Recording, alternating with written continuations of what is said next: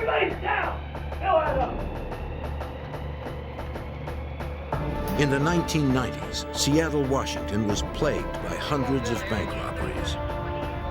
Most of the thieves were caught, but one continued to elude the FBI. Wearing a disguise, he stole millions, threatening to kill anyone who got in his way.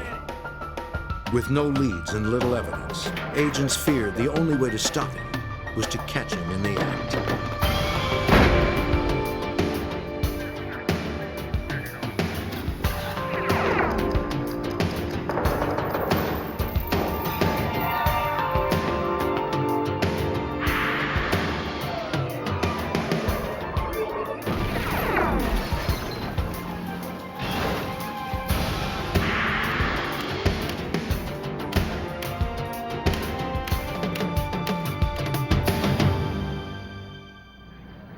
Every bank teller's worst fear is to stare down the barrel of a robber's gun.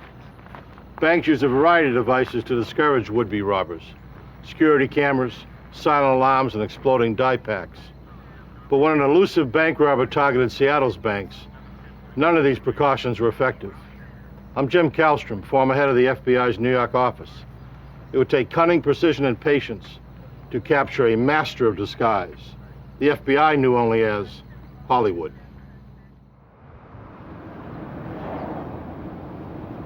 Seattle, Washington, 1992. The computer revolution was growing. Technology entrepreneurs were pumping billions into the city's economy.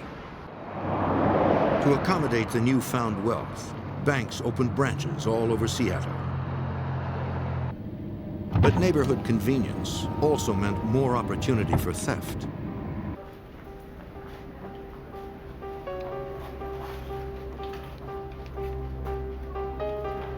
On the afternoon of June 25th, at Seafirst Bank's Madison branch, It's a robbery! two masked gunmen threatened to shoot anyone who did not comply with their demands.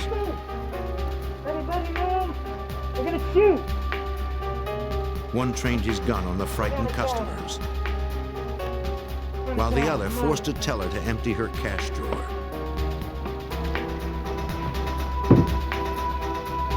Stay down!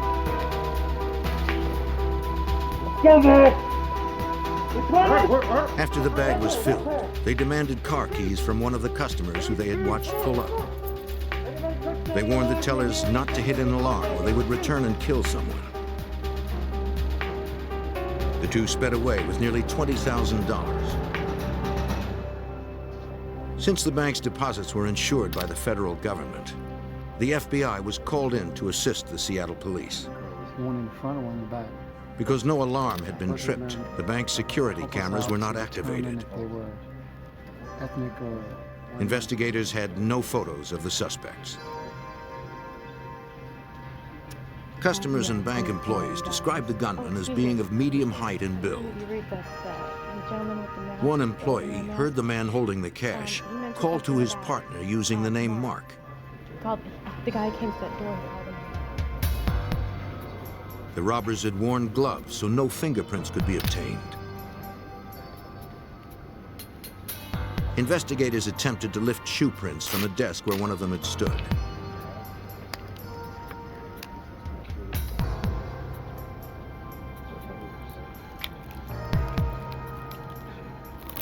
Partial treads were recovered, which investigators believed were made by sneakers.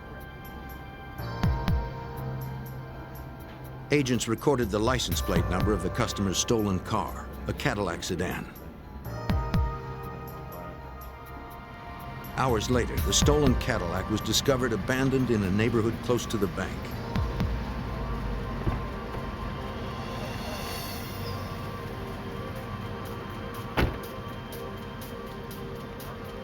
Forensic technicians would pore over the vehicle's interior, but find no fingerprints, hairs, or fibers foreign to the car. 7 weeks passed with no leads. Then, on Friday, August 14th, This is a robbery! Everybody the same down! bank was Down! robbed again. Jump! Though the thief struck alone wearing a new disguise, one of the tellers believed it was the same man. He What are you appeared to be doing wearing down there? theatrical makeup. We didn't trip off any alarms. Fill that up. His take was more than $8,000, and it was just the beginning. Over the next 3 months, the same man hit 4 more Seattle area banks. Each time, a solo gunman wearing theater makeup, a hat, and dark sunglasses was responsible. He brandished a Glock 9mm pistol and threatened to kill anyone who tried to stop him.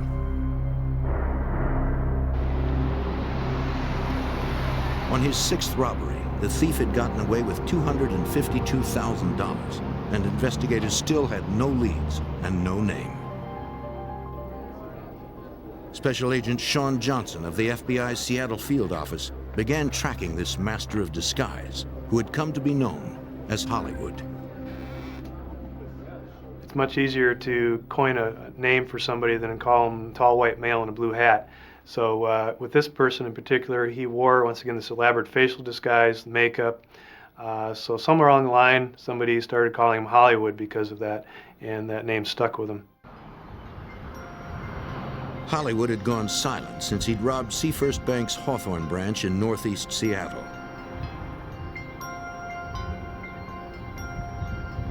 His take from that location exceeded $250,000.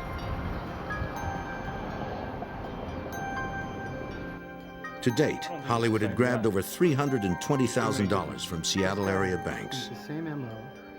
I mean, look, it's the Authorities same had recovered none of the stolen cash, and they still had no clues to his identity.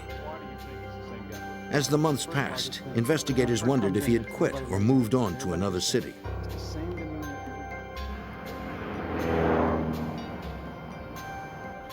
Then, on November 24th, 1993, just over a year since his last heist, Hollywood struck again. Brandishing his trademark Glock pistol, Hollywood herded the customers together. Don't move. Money on the counter. He returned to Seafirst Bank's Hawthorne branch, the bank he had previously hit for more than $250,000.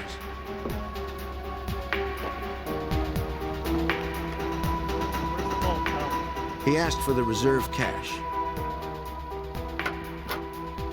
Unsatisfied with the cash drawer take, he ordered a teller to let him into the vault in a back room.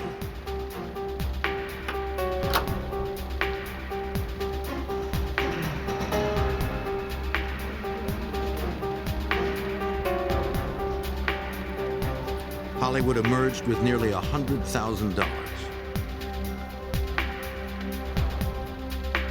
Again, he threatened to kill anyone who hit an alarm. No one disobeyed his orders. When Hollywood came into the banks, he was very much in control. He was polite to a degree, but it didn't make people comfortable. They were very afraid that he would use the weapon. He brandished it. It actually pointed at a number of people during the course of the robberies. So we knew that he was not afraid to show the weapon and also to possibly use that weapon against somebody who didn't obey what he told them to do. Security strategies in Seattle banks at this time included using marked bills to trace stolen money. Another tactic was dye packs. Hidden inside a stack of bills, the packs contain red dye and an electronic charge. All right, it's going to work for you. Just underneath one sack. The pack detonates and stains a thief when he crosses sensors at the bank's exit. Safe is tied in. Silent alarms made it possible for tellers to call the police without alerting the robbers. Wait till I get out. Once you press that button, Video cameras monitored every corner of the bank. They'll take a picture about every 7 seconds. So far, Hollywood had somehow managed to defeat all these measures. You need to give us a call. July 13th, 1994. Hollywood attacked his 10th bank in 2 years. He used a stun gun to threaten bank employees. A teller risked her life pushing a silent alarm. 754 North Independence, Westlake Bank and Trust, robbery in progress. Hollywood looted the cash drawer, unaware that patrol units were racing to the scene. Shut up and don't touch anybody. You know, ain't free, don't touch anybody. Go.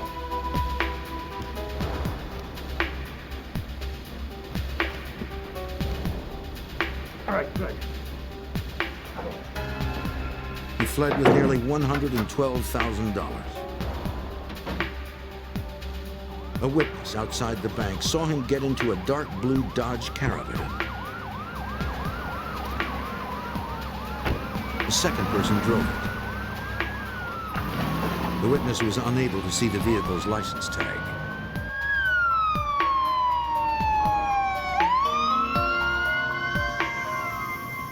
After police secured the scene, another bank employee arrived for work. Oh, very good, thank you. Just tell me what you saw. He told police about an incident on the previous day. The employee noticed a man taking notes in front of the bank, standing next to a blue Dodge Caravan.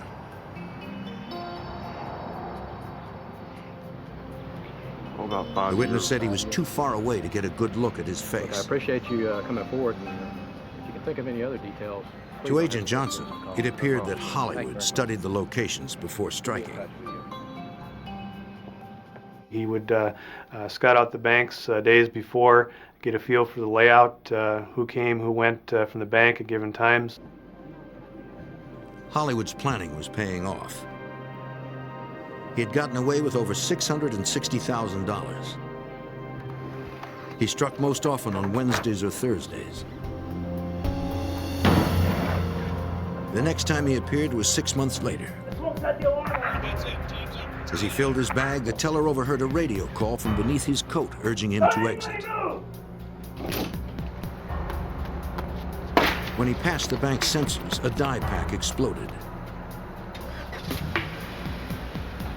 For the first time, he had failed in a robbery attempt. A witness outside the bank took down the license plate number of the getaway car. Special Agent Johnson was able to trace the vehicle. We ran the license plates from the cars, and they came back to a couple who lived in Tacoma, Washington, south of Seattle. So I went and talked to the couple to find out how their car had been sold. They had advertised the car in a local paper. He did ask if it run, and we told him The buyer paid $1,200 in cash without test driving it. The couple described the buyer as a white male in his late 30s or early 40s, of medium height and weight. Based on their description, a sketch artist created a likeness of the suspect.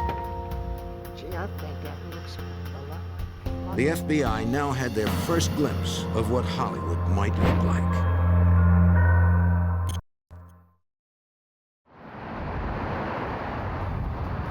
By the spring of 1995, a masked Seattle gunman had robbed 12 banks of nearly $1 million and left behind few clues.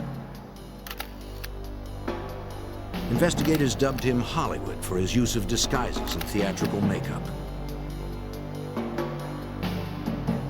The only lead that agents had was a sketch of what they believed was the face behind the mask. Special Agent Sean Johnson looked for a pattern. If he could figure out similarities among the banks Hollywood robbed, perhaps he could predict when and where he would strike next.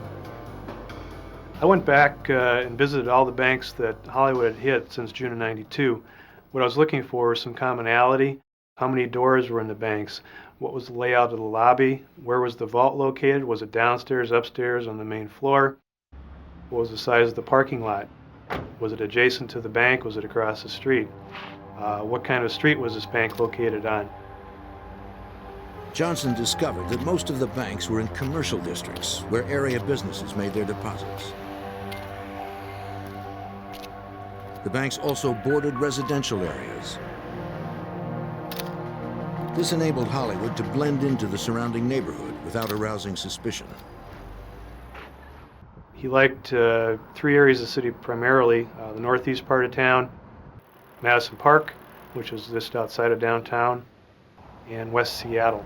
So once again, looking at the types of banks he hit, the branches themselves, and areas of the city, we came up with a pattern of likely targets. In March of 1995, 3 years after Hollywood's initial heist, the Puget Sound Violent Crimes Task Force was formed. Staffed with investigators from 5 different agencies, they had one goal in mind: to take Hollywood off the streets. Hollywood struck most often around noon, and almost always on the last 3 days of the work week. 4 of his past 5 robberies occurred in late January or early February. Agents calculated that Hollywood appeared to be going through about $20,000 a month. Detective Mike McGann joined the task force in June of 1995. McGann knew the streets and had many bank robbery collars to his credit. It was my belief that at least 95% of the people that I arrested were narcotics users. The other 5% I believed to be gamblers, thrill seekers, professionals, or people that were working out of sheer desperation.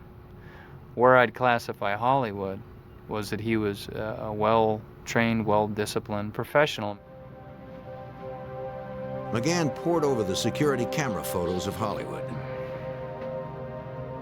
He noted the weapons he brandished were a 9mm Glock and a stun gun. At the time, these arms were being considered as weapons of choice among law enforcement. The detective also noticed that Hollywood indexed his trigger finger on the side of the 9mm, a technique taught to police officers. Many of the robberies occurred in the late morning, between 11 a.m. and noon, precisely the time when a shift change for the Seattle police occurred. The evidence pointed to a frightening possibility. Hollywood might be a cop. And the reason I thought he was a police officer is he knew so much about how we operated, that he was probably watching us or listening to us. He was disciplined.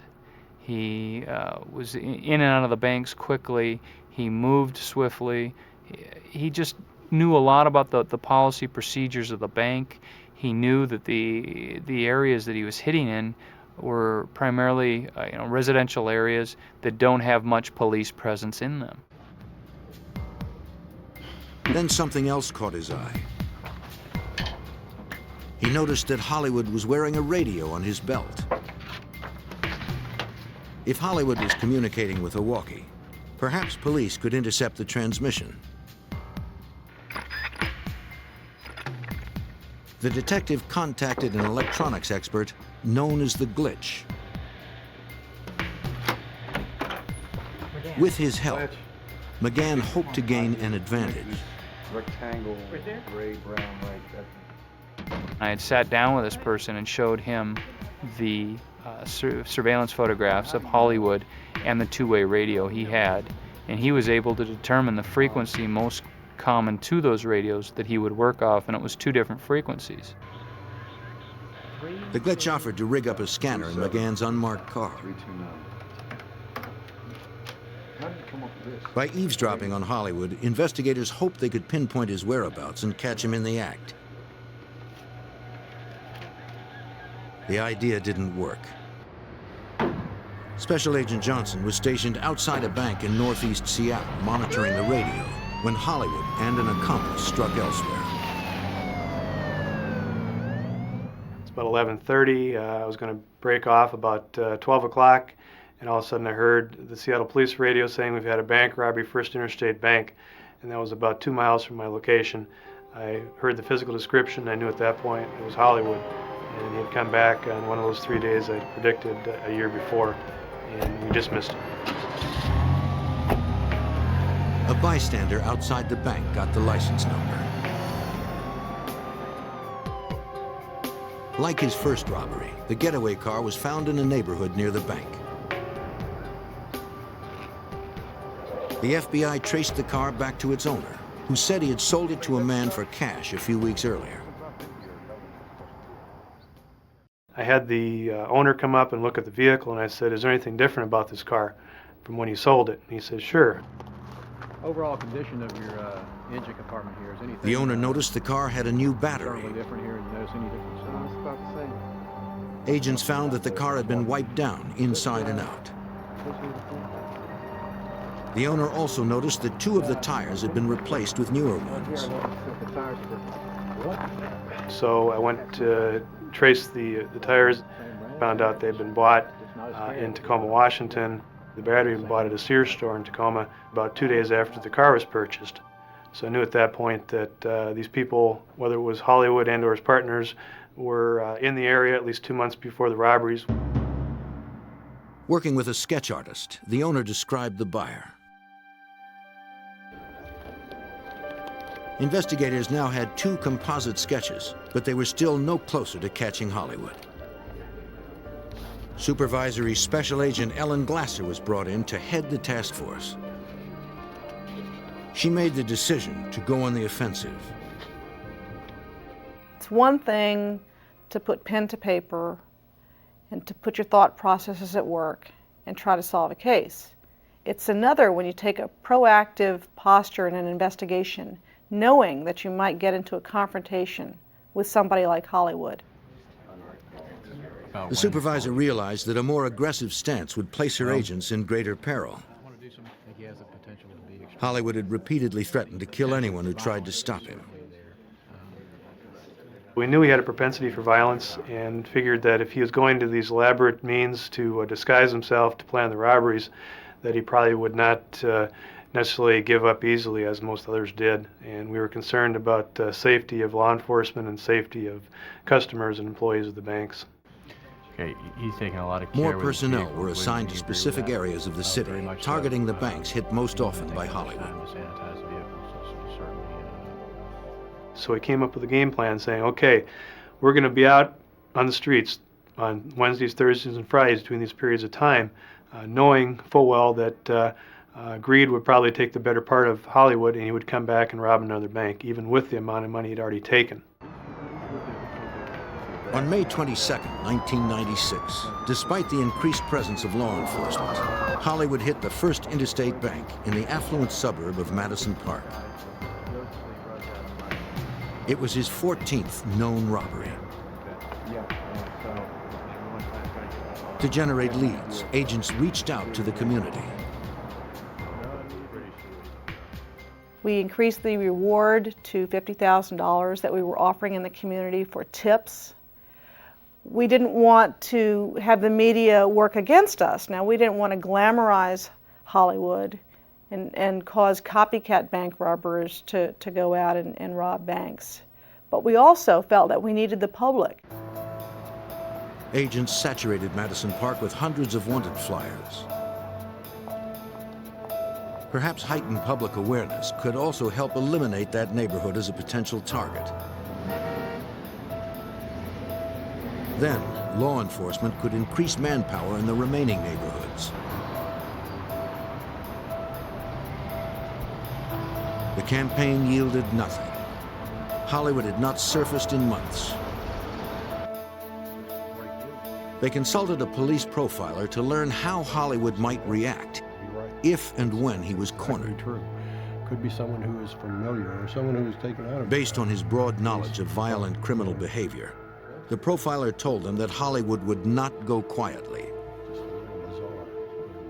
And it was very important for us to hear him say, this guy is going to resist arrest. This guy will not want to go into custody. This guy will fight you. This guy is dangerous. Authorities could only guess when and where Hollywood would strike next, and if his gun would remain silent.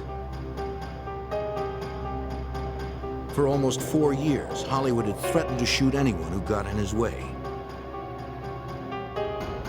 Agents were convinced that if he was challenged, the masked gunman would shoot to kill. Do you understand? Get down! By 1996, a masked gunman known only as Hollywood had robbed 14 Seattle banks. Trip off any alarms. He threatened to kill dozens of people for his take of $1.2 million over 4 years. Though Hollywood had not fired his weapon, Agents believed that if confronted, he would kill. Supervisory Special Agent Ellen Glasser showed the task force a videotape of what could happen if they were not prepared. We have been using for training in the FBI a video of the tragic firefight that took place in 1986 in Miami, where we lost 2 of our agents and several other agents were wounded. What they were doing that day is they were on a surveillance for 2 dangerous bank robbery suspects. So there were some obvious parallels to what we were doing. On April 11th, 1986, the FBI confronted 2 armed bank robbers in Miami. A shootout erupted. The gunman advanced while the agents were reloading their revolvers, killing 2 of them and seriously wounding 5 others. That Miami shootout was a reminder of how high the stakes were. We can't always be 100% prepared, but we should be thinking. Have a plan. All right, come on. Set. Moving. To avoid repeating the tragedy that occurred in Miami, Glasser developed more uniform procedures between the various agencies. The Seattle SWAT team trained alongside Special Agent Johnson. We did extensive training with them, firearms training, felony car stops, how to take people out of cars, different situations and how we'd respond to a bank robbery that Hollywood had committed. And that was all done under Ellen Glasser's supervision. And her #1 concern, of course, was the safety of all the people involved. FBI, get out, get out, get out! Detective McGann knew they needed to make sure all personnel were on the same page. It also gave us a chance to test our communications because the FBI doesn't work off police communications, they had their own. So what we had to do is get everybody on board on the same radio frequency. To prevent the danger of friendly fire, all personnel were required to wear clothing with emblazoned logos. It looked really good otherwise, but you had your head up just a little too long. As Thanksgiving approached, Glasser believed they were as prepared as they could be. 360 is all around. It's not just. Well, that Wednesday, that day before Thanksgiving in 1996, it started out just like any other day. I went to work thinking I was going to catch up on some of my overdue paperwork, thinking that I was looking forward to the holiday the next day, having a day off, the banks would be closed, and thinking that people needed a rest because they had been working so hard. Agent Glasser, Detective McGann, and Detective Pete Erickson were the last ones in the office when an alert tone came over the radio at 5:41. And upon hearing that, I knew that it was Hollywood that had hit. And I'm looking around the office thinking, well, Pete's here. And I looked at him and said, do you want to go? He goes, oh yeah, let's go. And Ellen saw me run down the hall and she's yelling, Mike, what's going on? I said, Hollywood hit, do you want to go? She goes, yes. So she grabbed her coat and we all left the task force office. And my car was parked right outside the front door. We ran down and turned on the lights and the siren and put the light on the roof and away we went. Multiple suspects had robbed a bank in Lake City, a Seattle suburb just minutes from task force headquarters. As soon as we got into Mike's car, I could hear the Seattle police radio traffic. And I remember hearing the references to the makeup. And it was really those references to the pancake makeup that made it resonate in my head that this was it. This was it. They got another call.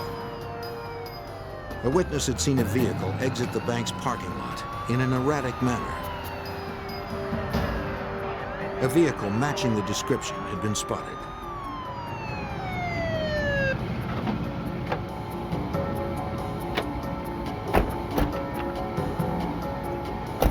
The police believed they had found the getaway car.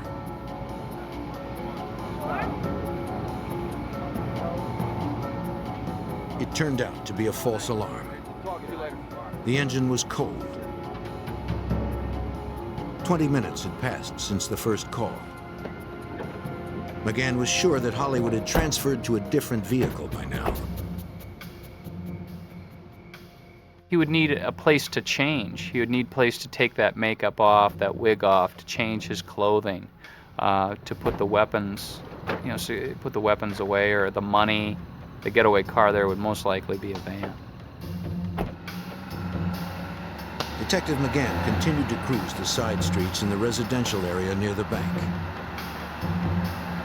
From past robberies, McGann and Agent Glasser knew this was where he would most likely change vehicles. Some units were responding to one location, and Mike was saying, that's not him, that's not him. He'd patrolled in these streets. He'd grown up in Seattle. He knew every nook and cranny of the town in that area.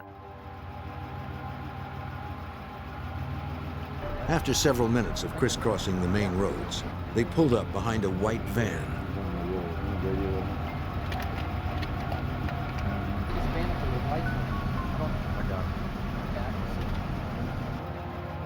And there was condensation on the insides of the windows. I mean, heavy condensation where the beads of water were dripping down on the insides of the van. But there were flashlights moving about the van, real quick light, and it had dark windows, tinted windows on it. McGann had a strong suspicion it was Hollywood. They called in to check the plates. The driver of the van ignored the emergency lights and pulled away. Dispatch. Vehicle. The investigators had no way of knowing how many persons were in the van, or if they had any weapons. If it was Hollywood, they knew at the very least he would be carrying a 9mm Glock.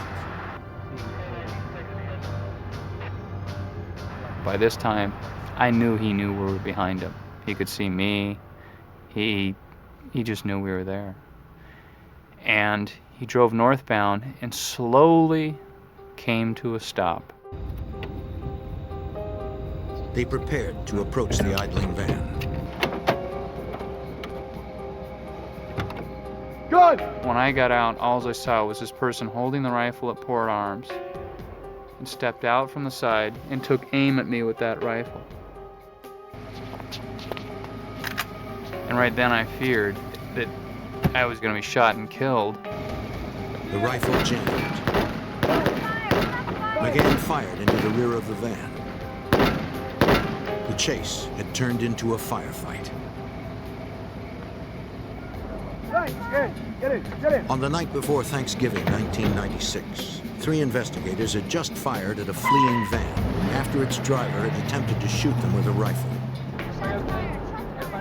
They believe the van held a man known only as Hollywood, an elusive bank robber.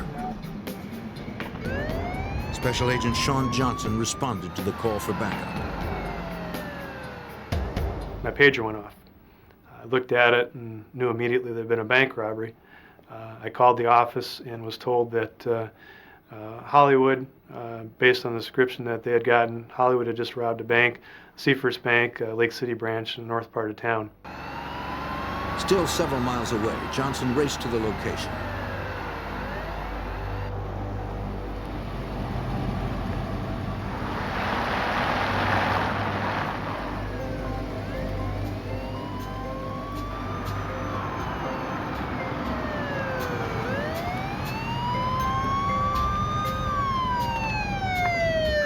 As the van came to another stop, backup arrived.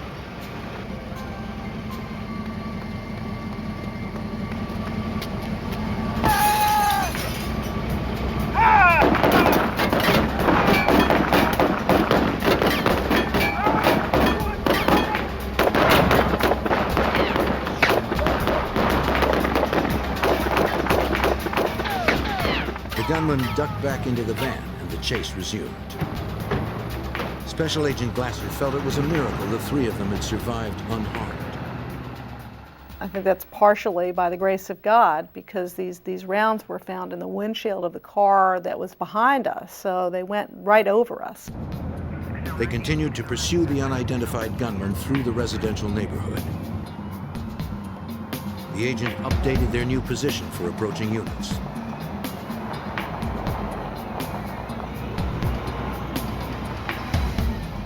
They followed the van until it disappeared around a turn.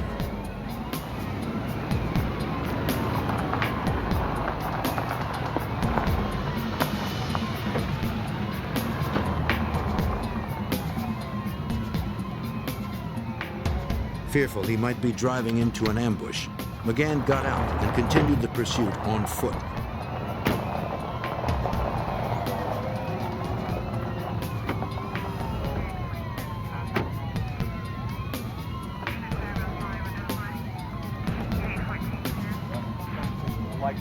Detective McGann told a K-9 officer to cover the right side while he moved up on the left. And I'm trying to think, am I doing everything right? I'm alive, there's no bullet holes in me, my coworkers are alive, plenty of help is behind us. And I knew plenty of help was in front of us, coming at us.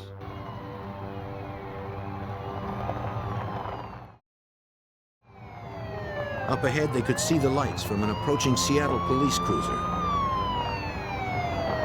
It intercepted the van, forcing it off the road.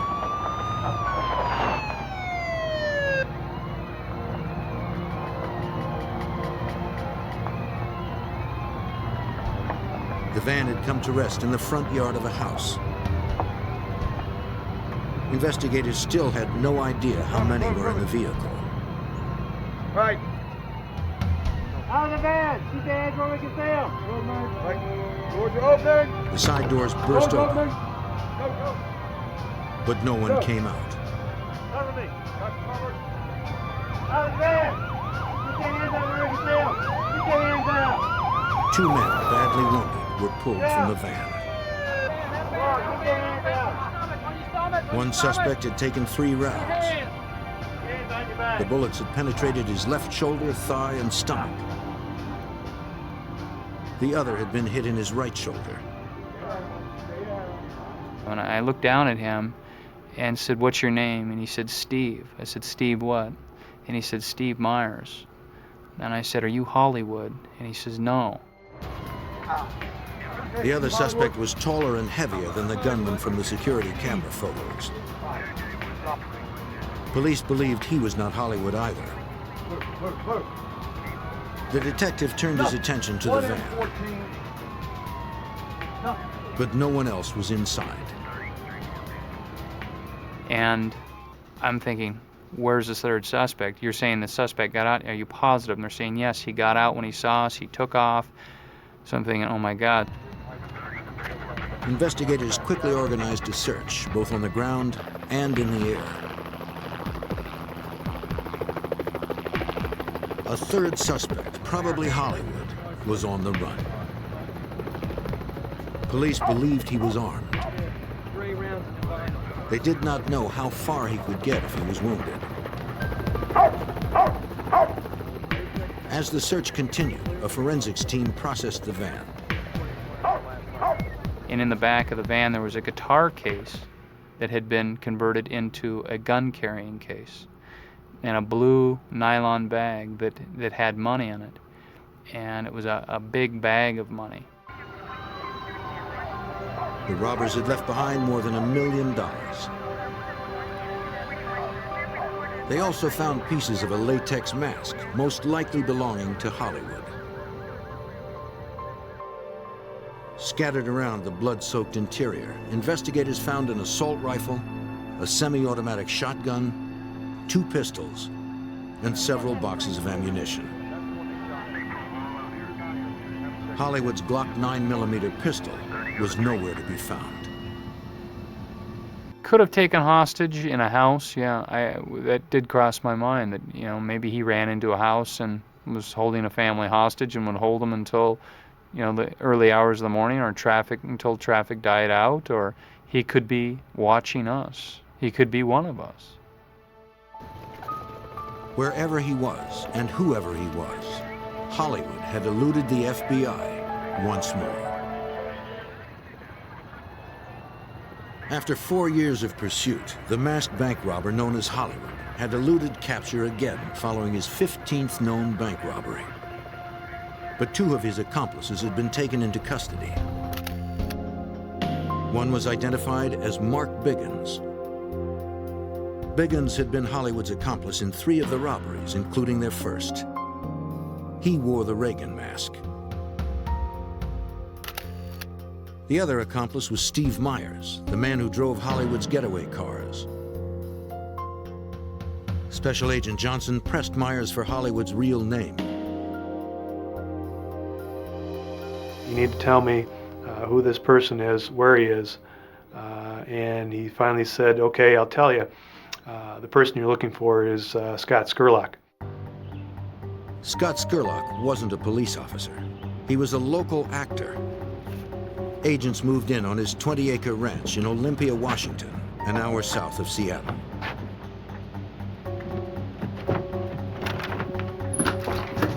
Yeah, search warrant. Clear left. But no one was there. Clear.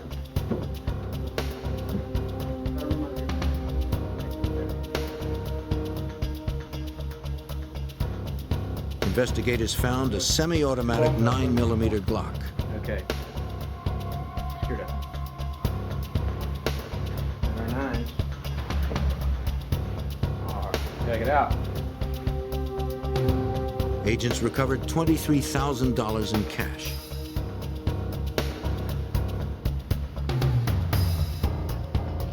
The searchers also found a dozen pairs of canvas athletic shoes. The same kind that Hollywood was reported to have worn in several robberies. Let me check over here. Behind the house, agents approached a barn. All right, clear left.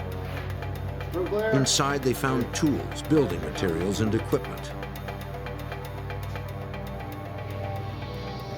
On the dusty floor, one of the agents noticed some footprints that led to a trap door.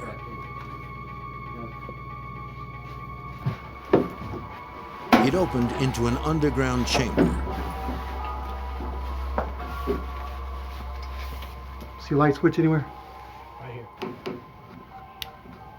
Agents had no way of knowing if Hollywood was hiding there with a gun.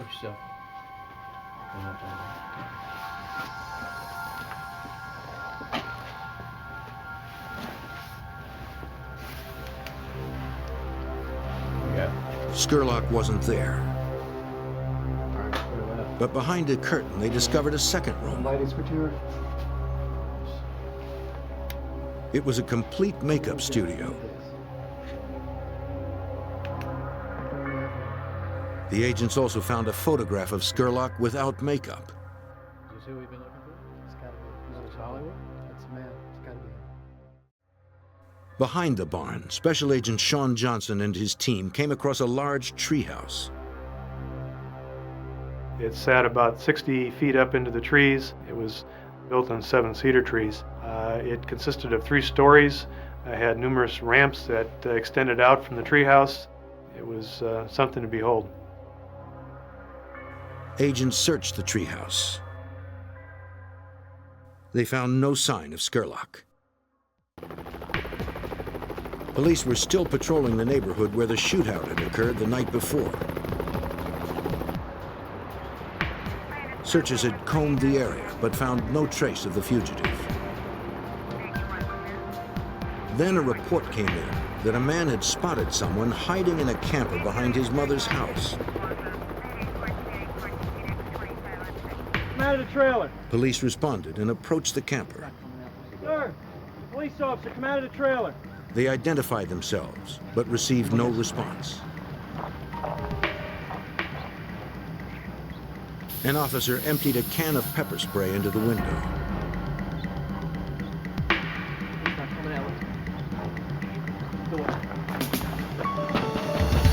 Police, come out of the trailer. A shot rang out. Chief, get your back up. Police set up a perimeter around the camper and called in reinforcements. Agent Johnson had just returned from searching Skurlock's property.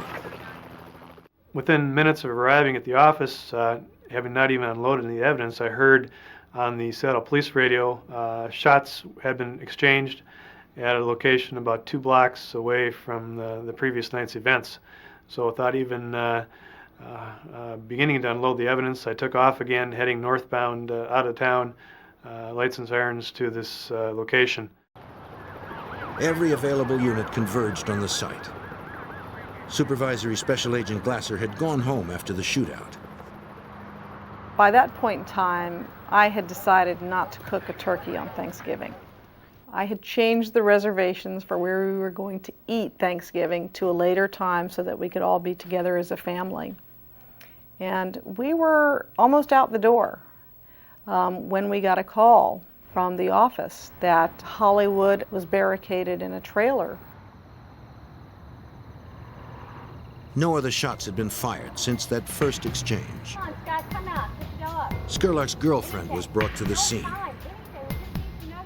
If it was the fugitive, perhaps she could persuade him to give himself up. Come on, Scott, come out. There was no response.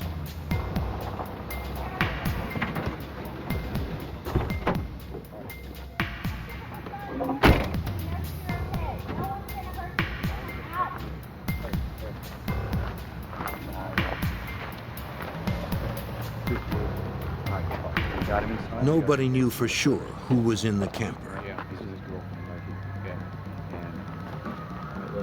Out of options, the SWAT team was called to action.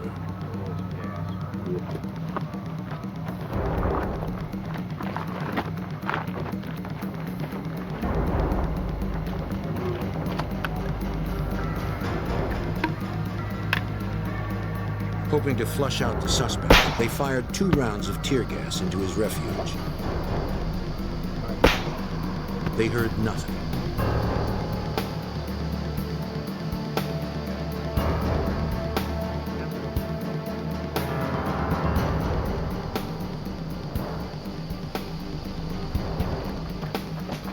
SWAT members entered cautiously. And the initial radio communication from the SWAT team said there's lots of blood, but we see no body. And my first reaction to that was, is this guy a ghost or what? How can there be no body? And then just seconds later they say, we've got a body. Through the smoke, a white male could be seen lying lifeless on the floor. A gun near his head.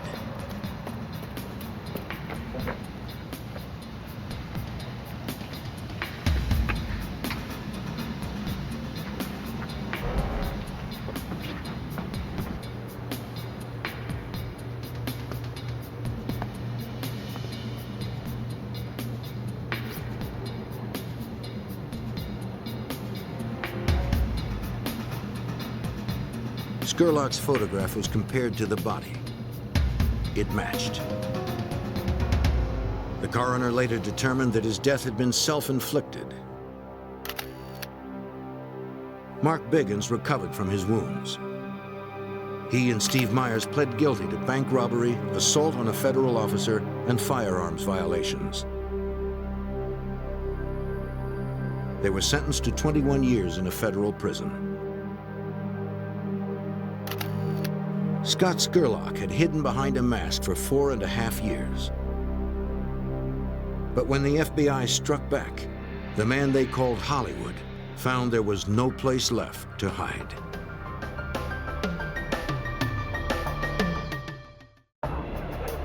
An hour north of New York City, a band of deadly gunmen descended on a peaceful suburban community. They struck quickly and savagely. Agents learned that the gang's leader had been living underground for more than 2 decades. The FBI's New York Anti-Terrorist Task Force hoped they could find this most wanted fugitive before he killed again.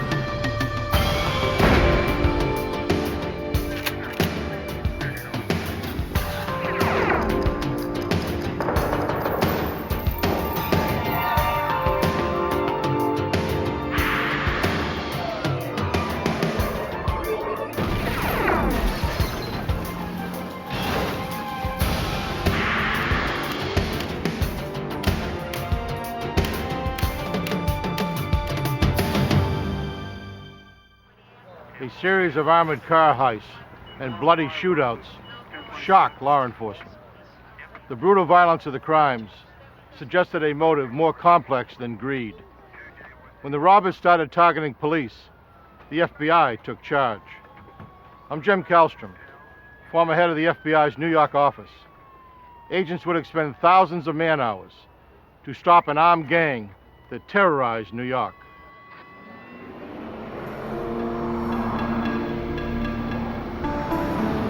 Rockland County, New York, 1981.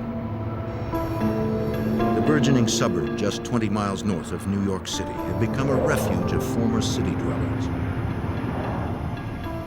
Most left their urban homes in pursuit of safer, more affordable neighborhoods for their families.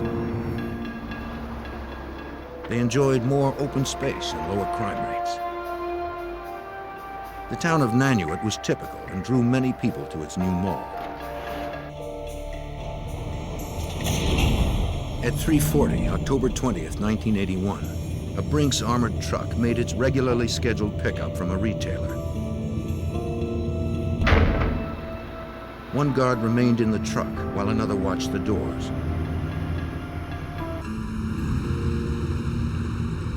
The third returned with cash and receipts.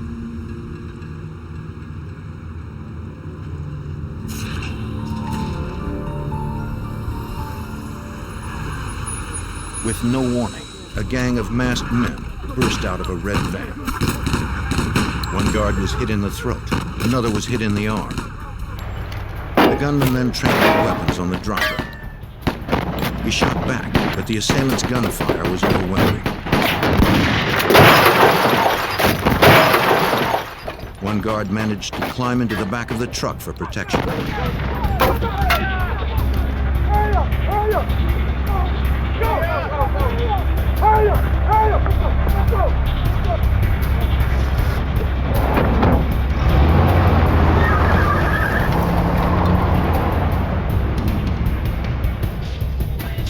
All right, Charlie, let's go. Police Chief Alan Colsey of the South Nyack Grandview Police Department was 5 miles away when he received the call.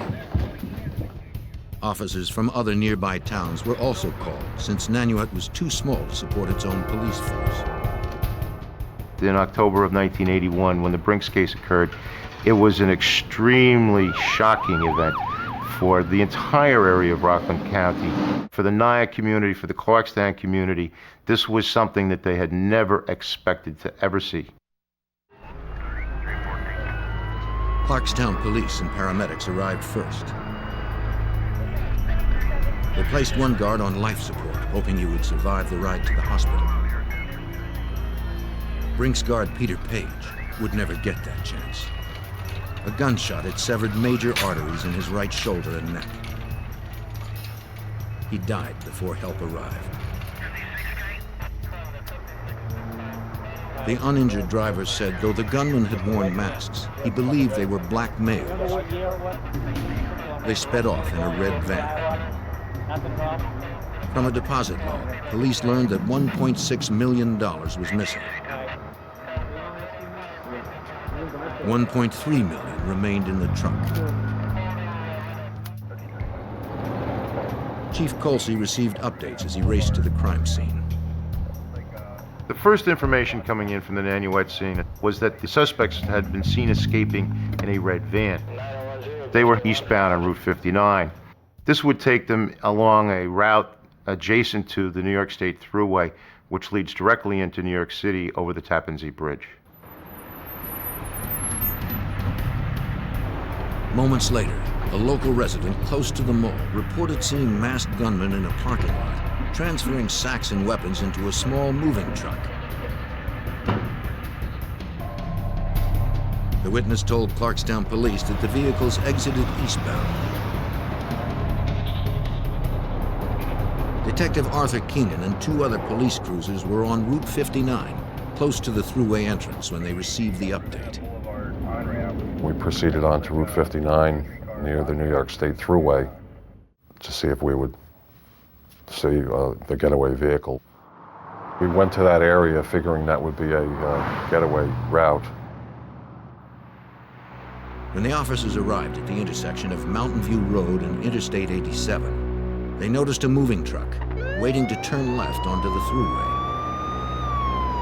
Keenan ordered one patrol unit to block the on-ramp.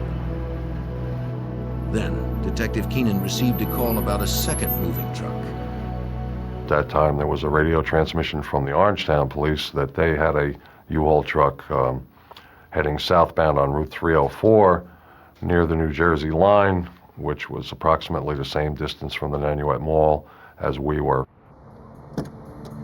Unsure if the truck on Route 59 was the suspect's, Sergeant Edward O'Grady and Detective Keenan blocked the truck. Officers Brian Langan and Waverly Chip Brown approached the drivers.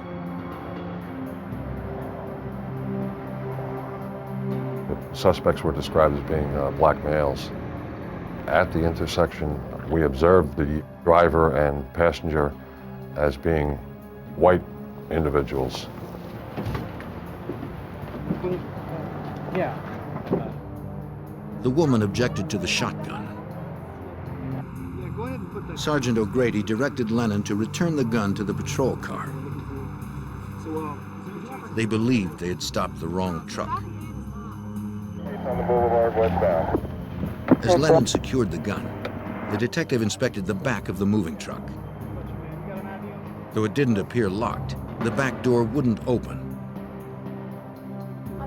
He told the couple that he wanted to see what was inside. I couldn't understand why it wouldn't open. I wanted to know what was in the back of the truck. And then instantly, as I was said that, a noise came from the truck. I turned and all the suspects were coming out of the back shooting. The rounds from the officers' 6-shot revolvers bounced off the bulletproof vests worn by the armed gang.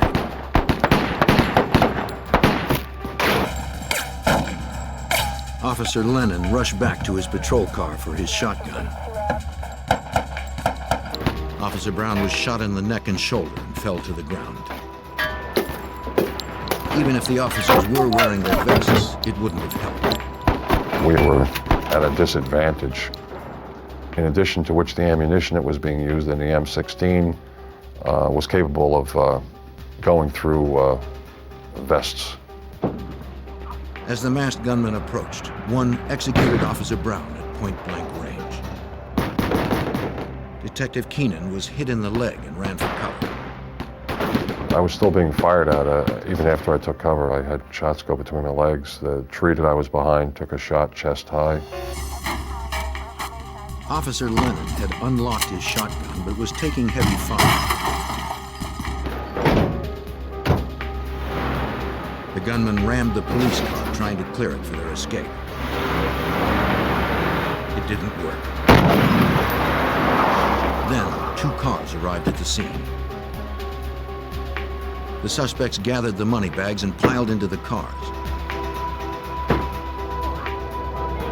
One suspect never made it to a getaway car. A passing motorist grabbed the woman who had been a passenger in the truck and prevented her escape. He watched the white Oldsmobile and tan Honda speed away. Officers Keenan and Lennon rushed to help their injured colleagues. As the suspects made their getaway, I went to both Waverly Brown and Eddie O'Grady to see if there was anything I could do for them. Waverly Brown and Eddie were both beyond any medical attention that I could administer. Still en route, Chief Alan Colsey's main focus now was to find the fleeing vehicles, but reports were scattered and hard to decipher. It was very, very difficult at this particular time to get a clear, open communication from anyone out in the field back to a desk area because of the number of communications that were literally stepping on one another. As the chief approached the area, he determined that the crime scene didn't need any more personnel or vehicles. He set out to find those responsible. I didn't want to interfere with the emergency response in that area. The road was completely blocked. So knowing that this particular escape route would lead them in a particular direction, I made a U-turn at Mountain View and 59 and traced my steps back. He figured the suspects would travel towards New York City, where there was potential for a greater loss of life. He believed their route would take them along Mountain View Avenue to a T intersection. I figured there was a 50-50 shot that they were either going to go east or west, and that I could cover at least one of those avenues of escape, and went immediately to that area as quickly as I could. In fact, en route to that particular intersection, I observed the suspect vehicles, two of them, at a high rate of speed heading east on Christian Herald Road. The chief followed the cars. He radioed in his position and asked for backup. It was clear to me, based upon the events that had transpired up until that point, that these were extremely dangerous individuals who had no compulsion or no regard for human life and no hesitancy to take the utmost of violent actions against anybody who would stand in their way. Until units arrived, it would be up to him to stop two vehicles that held 6 heavily armed cop killers. After following for a few minutes, the chief noticed that 2 passengers in the Honda had ducked out of sight, perhaps to load guns. As we get to the corner of 6th and Broadway, the Oldsmobile makes a right-hand turn onto Broadway going south into the middle of town, and the tan Honda attempts to do the same, but slides, skids across the road. The chief positioned his car between himself and the fugitives. He drew his gun and continued to call for backup, hoping his voice could be heard over the clamor of simultaneous calls. I continually order the suspects out of the vehicle. There's a period of a few seconds where nothing in fact happens. And then the door opens up and I see a female put her feet out onto the roadway and remain seated in the front seat of the car. The chief repeated his commands to exit the vehicle with their hands in the air. The woman then began to reach behind the seat, perhaps for a gun. Then, a second occupant walked towards the officer, wearing a bulletproof vest. Despite my repeated orders to the contrary, one of the suspects came walking up towards me. The female was attempting to reach around and get something which I immediately assumed to be a weapon. The chief was outnumbered, and neither of the suspects obeyed his orders. He made one more desperate call for backup. Driver! Driver!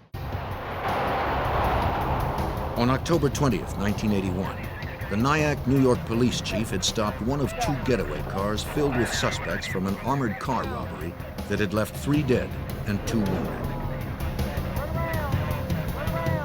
As he continued to call for backup, one suspect reached behind her seat. Another approached the chief wearing a bulletproof vest. He was outnumbered, and neither of the suspects obeyed his orders. As the chief made one last desperate radio call, backup arrived. What do you got? Got 2, got 1 in the back seat. All right, get on the ground, face down, on the ground, get on the ground, face down. They secured the scene and pulled a 3rd suspect from the back seat. Police believed that he had been an armed lookout for the other 2, but was injured and dropped his weapon when their getaway car careened out of control. Police searched the car. In the trunk, they recovered sacks that held in excess of $1 million.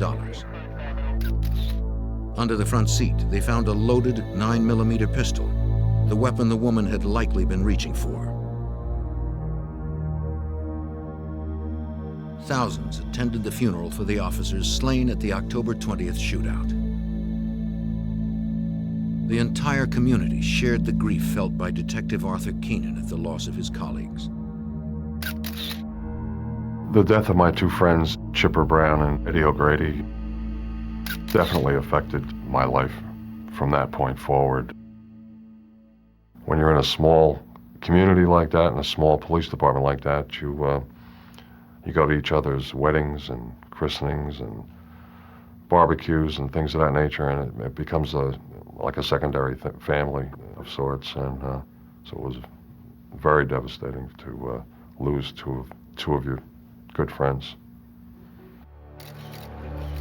The 4 murder suspects, including the woman captured at the Roadblock, maintained their silence while arraigned at Nyack Village Hall. Police had no way to know how many more were still at large. The law enforcement community in Rockland County was taken greatly by surprise by the sequence and magnitude of the events. This was really a small assault team that came to Rockland County to rob this Brinks truck, and it was a magnitude and a seriousness and a firepower that had never been seen anywhere in the law enforcement community here. If Nyack police were not used to such violence, 30 miles south in New York City, the FBI and New York City police certainly were. The New York Joint Terrorism Task Force had already been investigating a series of armored car heists throughout the region that had been executed in a similar fashion. Now retired Special Agent Lou Vesey was a member of that team. He believed the Nyack robbery was connected to the others. The people who had done Nyack had to have some involvement with all these other crimes. I mean, because the MO was absolutely identical. The whites were driving the vehicles, the blacks had done the robberies, the weapons that were used were identical to the weapons that had been used in the other robberies we were looking at. So there was no doubt in anybody's mind that this was at least some of the same group. The suspects were processed at the Rockland County Jail. When asked for their names, all gave aliases, except one. Judy Clark, arrested in the getaway car, was no stranger to the FBI. To agents, she was known as a member of the Weather Underground, a radical group involved in many violent robberies and bombings in the 1960s and 70s. For the Brinks robbery, she would be sentenced to 75 years in prison. Special Agent Lou Vesey was an expert on the Weather Underground. One female I recognized immediately as Judy Clark, who had been someone who had been under investigation previously by us as a possible terrorist. There was another female there who I thought looked very familiar. Agent Vesey suspected the woman arrested at the Roadblock was Kathy Boudin, another member of the Weather Underground. A fingerprint check confirmed it. Boudin pled guilty and was sentenced to 20 years in prison for acting as a decoy passenger in the moving truck. They discovered one of the men to be David Gilbert, Boudin's common-law husband, who was also a member of the Weather Underground. He received 75 years for his role. Sam Brown, who had been injured in the getaway car, was an associate of the Black Liberation Army, another militant group. Like Gilbert and Clark, Brown was sentenced to 75 years in prison. 4 members of the gang were behind bars. From survivors' statements, agents estimated at least 7 more were out on the streets. Special Agent Ken Maxwell joined the investigation to help determine who and where the remaining fugitives might be. One new lead held promise. The second getaway car had been found a few miles away. The Oldsmobile was found in Westchester County, dumped or abandoned. Inside, there was a great deal of blood, indicating that whoever had abandoned the vehicle had been wounded during the shootout. Agents checked local hospitals for gunshot victims. They found no patients whose whereabouts were unaccounted for on the day of the shootout. Other cases, the bombing cases, even after. The Oldsmobile was registered to a woman at an apartment on Prospect Street in East Orange, New Jersey.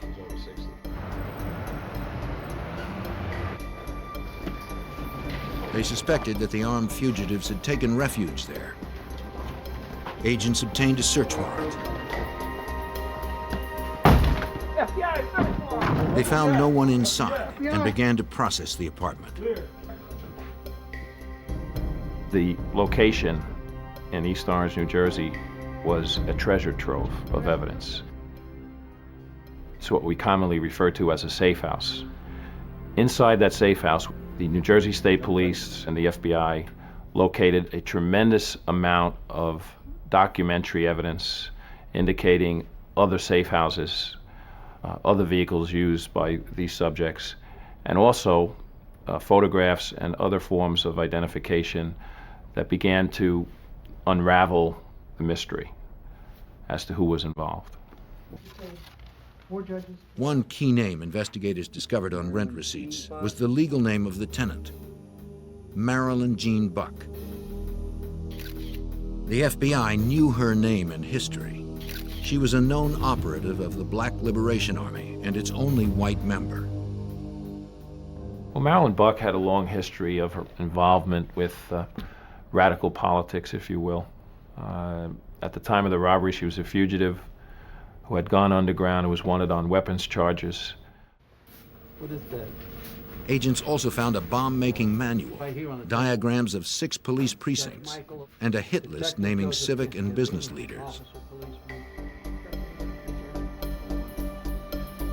They turned up more false IDs, disguises, a shotgun, 2 9mm pistols, and ammunition. A ledger with detailed notes made in Marilyn Buck's handwriting revealed the group's illicit activities. It listed dates and expenditures for rental cars, guns, ammunition, and illegal drugs. As investigators sifted through the evidence, they began to encounter a problem that would plague them throughout this complex case, according to Agent Lou Vesey. I think the real difficulty is just the sheer bulk of information and evidence. Numerous pieces of evidence from numerous crime scenes, individuals who constantly used aliases, false identification, had safe houses. You had to figure out who was who. Was that person identical to a person with a different name but a same physical description in another safe house? It was a gigantic jigsaw puzzle, and sometimes you didn't think you had all the pieces. Agents still didn't know who was involved, where they were, and why they did it. Mr. Brown, to get answers, the FBI needed to develop a cooperating witness. They turned to Sam Brown in Otisville Prison, the gunman arrested after the car chase. He was a low-level associate of the Black Liberation Army. Brown cooperated in the hopes that his sentence would be lightened. Sam Brown was the only one who decided to talk to the investigators. He really got us started. He's the one that named a few names, and with those few names, that's where the investigation began widening out to the rest of them. So he was very important. The most valuable name Brown provided was that of the mastermind behind the armed robbery, Mutulu Shakur. Shakur was a known militant, the leader of the Black Liberation Army, and one of the highest-ranking members of the gang who called themselves the Family. In case you get stopped. The Family was a group of about a dozen terrorists, comprised primarily of members of the Weather Underground and Black Liberation Army. Their formal association was news to Agent Maxwell. We had known from prior investigations in the past that these groups had communicated, that they had some common goals and objectives, but never before had that communication or association evolved into this type of criminal activity. All right, well, listen, Sam. Brown told agents that the Family met on many occasions to plan the Nyack robbery. Mutulu Shakur assigned jobs to each member of the group. You know what to do with that? Yes, sir. Edward Joseph and Donald Weems were assigned as gunmen in the armored car assault. The FBI knew Weems was a member of the Black Panthers and the Black Liberation Army. He had escaped from prison in 1978. Investigators knew little about Joseph. Another man named Chewy Ferguson would handle the M16 assault rifle. Samuel Lee Smith would be armed with a shotgun. I don't want anybody to fire these weapons. So Chewy says, Chewy's a weapon man, all right? Brown didn't know the names of the others, but provided agents with physical descriptions. Agents put out APBs for the 5 names given, which included Samuel Lee Smith.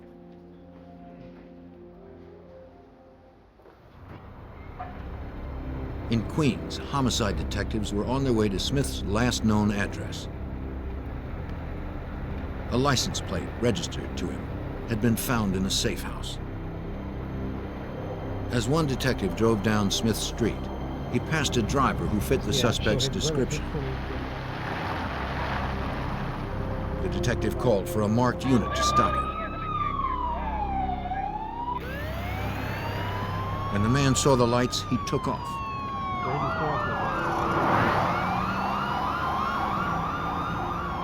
Police followed him into an alley.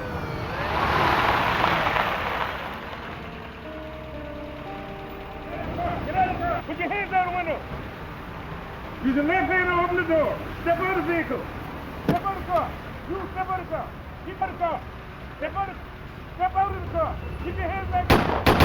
For the 3rd time in as many days, an armed member of the family had opened fire on uniformed officers. Samuel Lee Smith, the fugitive wanted for his role in the shooting deaths of 2 police officers and an armored car guard, had opened fire on New York City police. His attack did not last long. He was killed by the officers returning fire. Smith was the 5th member of a terrorist group called the Family to have been taken off the streets.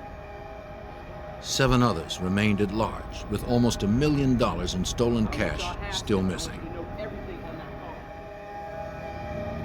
On a tip from Sam Brown, a gang member already in custody, police canvassed a Bronx neighborhood for another suspect named Donald Weems. Special Agent Ken Maxwell recalls that Brown knew very little about Weems. Brown had given us a general description of a neighborhood in the Bronx where he had met this individual who fit the description of Weems. My partner and I, after a process of elimination and a lot of legwork, pinpointed a building that possibly could be the place Brown was talking about. Detectives canvassed the neighborhood, hoping someone would know Weems and reveal his address.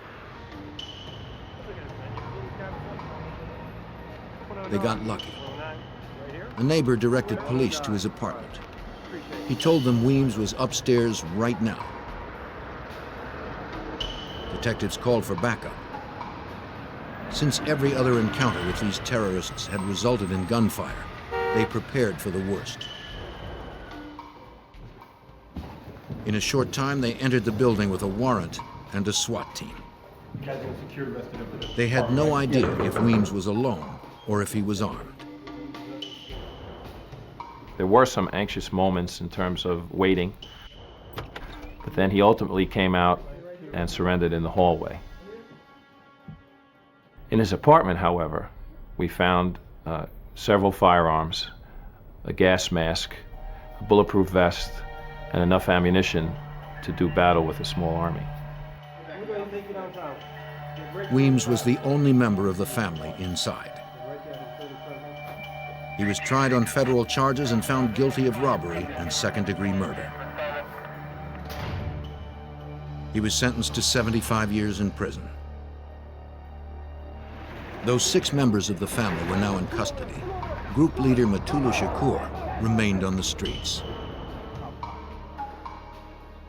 Once again, cooperating informant Sam Brown provided agents with a lead. He believed Matula Shakur could most likely be found in Harlem at the acupuncture clinic Shakur had founded. The FBI and NYPD set up 24-hour surveillance on the clinic. We utilized agents and detectives of diverse ethnic backgrounds to do our best to blend into certain neighborhoods. We knew from both experience and also recognizing the intelligence and versatility of this group, that we had to be particularly discreet in surveilling these individuals. Agents watched and listened for months. Though Shakur never showed, they noted several others who came and went quite often. Agents hoped they would eventually lead them to Shakur.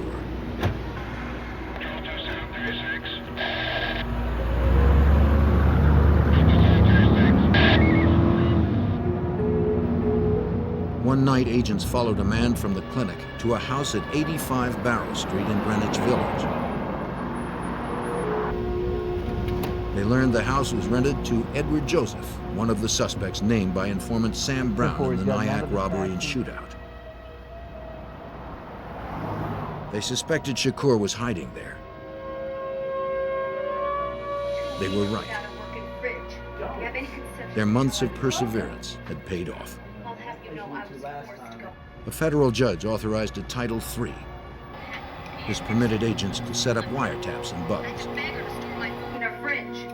Shakur and Joseph must have suspected the FBI's presence, since they often turned up the TV when they talked.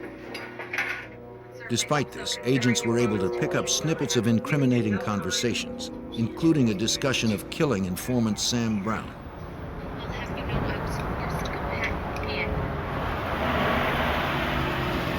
After several weeks, agents had enough evidence for a warrant to raid the Greenwich Village hideout. On the night of March 25, 1982, 6 months since the murders and robbery in Nyack, agents prepared for the assault. They'd strike early the next morning, hoping to catch the fugitives asleep and unaware. As the agents watched and waited, they saw Shakur enter the house.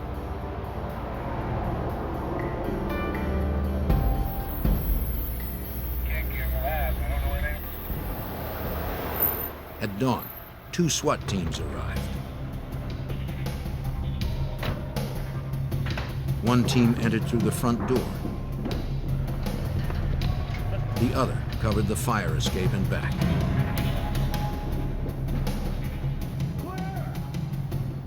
They arrested 2 men, Chewy Ferguson and Edward Joseph, both named as participants in the Nyack heist. Their leader, Matulu Shakur, was nowhere to be found. Somehow, he'd escaped during the night, slipping past the surveillance.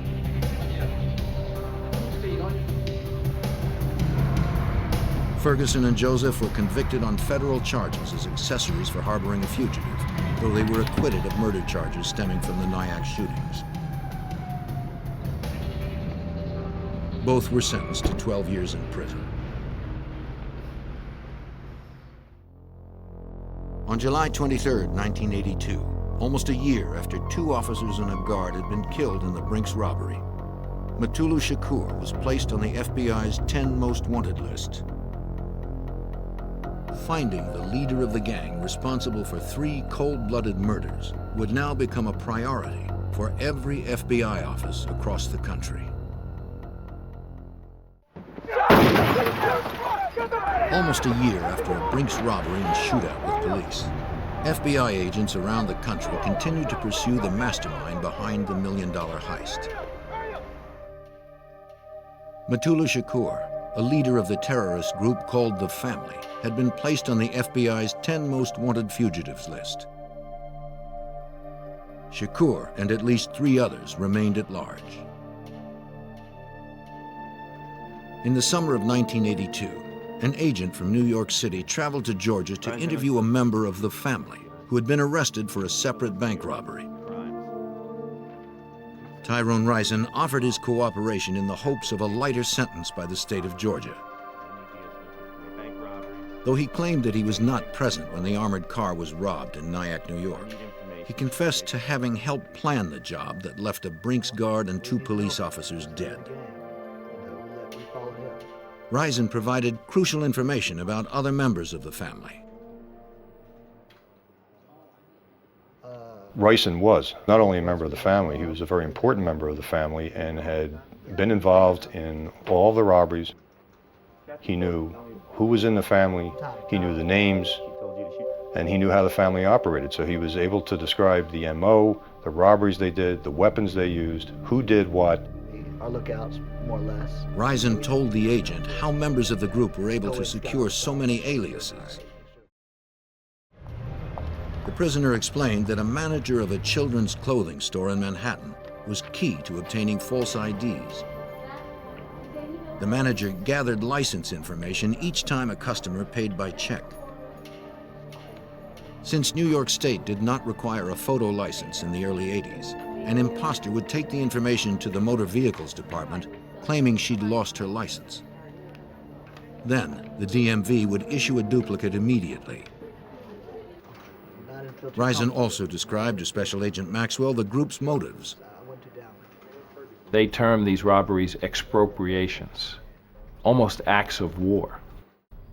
And as one of their members eloquently, or not so eloquently, commented one time, in war, people get hurt. So if you can understand that philosophy, you can understand the mindset or the motivation behind the gang. Risen's information helped agents understand more about the inner workings of the group. But by the fall of 1984, 3 years after the Bronx heist and triple murder, 3 fugitives still eluded the FBI, including gang leader Mutulu Shakur, Marilyn Buck, and Susan Rosenberg. Despite this, time was on the side of the FBI. The longer the fugitives ran, the more likely it was they'd make a mistake. On November 29, 1984, local police received a call from a manager at a storage facility in Cherry Hill, New Jersey. He reported a customer on the premises who had been paying her bill with a credit card that was determined to be stolen. Hello, this is Bob from Cherry Hill Storage. Officers arrived to find the woman about to leave. Inside the back of the van, they noticed containers that appeared to hold explosives. Police asked her for ID. When she reached for her purse under the driver's seat, the cautious officers stopped her. They wanted her hands to stay in plain sight. Inside her purse, they found a weapon. They placed her under arrest. When she was processed, police learned that she was Susan Rosenberg, a member of the family, wanted in connection with the Bronx robbery and shootout. Investigators secured a search warrant for the van. Inside the crates, they found 640 pounds of explosives and 14 weapons. The van was registered in New York State to a woman named Louise Harmon. Agents discovered the name and her address had been falsified. As forensic technicians processed Rosenberg's vehicle, they noticed a sticker on the door from a repair shop in Connecticut.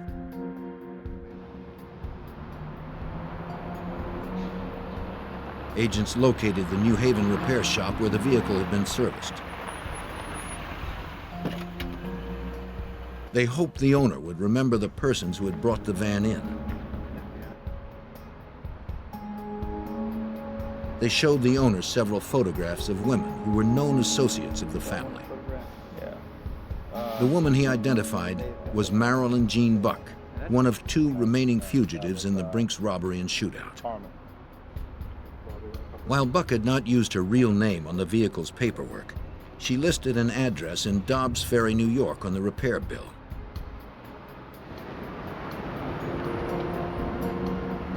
Agents followed up on the lead. They determined that Buck was in Dobbs Ferry and set up surveillance, but she eluded them for months. Then on May 11, 1985, they finally cornered her outside a diner and arrested her. Buck denied knowing Mutulu Shakur or having any connection to the Bronx robbery and shootout 4 years before. Have a weapon up against the car. But a federal trial would prove differently. Buck was sentenced to 50 years in prison without the possibility of parole. She was extremely important in the planning of the robberies and in the procurement of the weapons, as it turns out. A lot of the weapons that the family had, she obtained in gun shows in Texas, buying them under phony names. Now, only one known suspect in the Nyack robbery and shootout remained: terrorist leader Mutulu Shakur. Did you happen to see anybody with him? Agents searched a Baltimore apartment rented by Buck, hoping for a lead to Shakur's whereabouts. They discovered paraphernalia for making false identity papers, wigs likely used in disguises, plans to bomb federal offices, and $10,000 in cash. Searchers also found guns and ammunition stashed in various locations throughout the apartment. Looks like another handgun. Then, scrawled on a piece of paper, agents came across what they'd been hoping for: evidence of Mutulu Shakur's whereabouts. It listed a phone number in Los Angeles. Special Agent David Mitchell spearheaded the search for Shakur.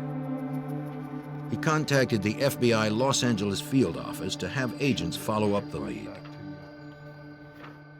Special Agent Dana Ingalls in the Los Angeles office advised me that he had interviewed an individual that had established that Shakur had in fact been residing in Los Angeles. Shakur had eluded authorities in a nationwide manhunt for over 5 years. Agents hoped that this time they could corner him and bring down the leader of the terrorist gang responsible for killing one armored car guard and 2 police officers. The FBI and NYPD were closing in on Mutulu Shakur, the elusive criminal believed to have masterminded a deadly Bronx robbery and shootout. Special Agent David Mitchell had tracked Shakur to LA, where the terrorist leader remained 1 step ahead. There were a number of challenges. Shakur was working with a group of individuals that were closely aligned to each other. They had a support network. The investigators all assigned to this investigation were having a difficult time getting individuals to cooperate. After many weeks, investigators were finally able to convince an informant to tell what he knew about the fugitive's whereabouts. He said he didn't know where Shakur was hiding, but he identified a man by the name of Chapman, known to be close to Shakur.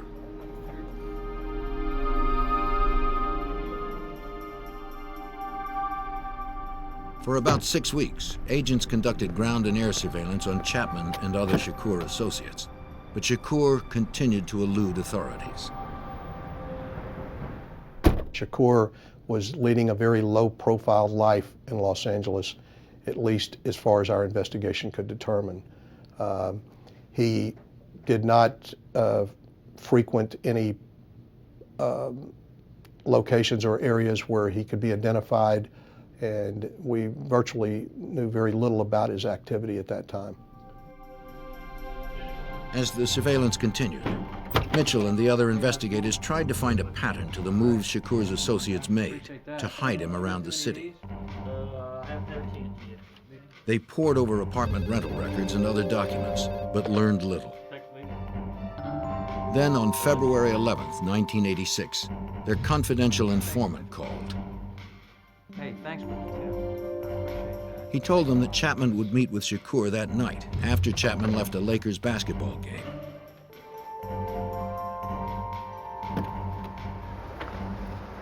Investigators located his car and waited for him to leave the forum.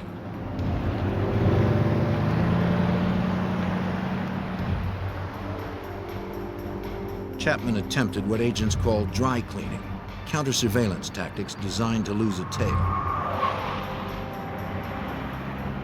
He wove through the streets, turning and changing direction. Police stayed with him, not knowing if Chapman had seen them.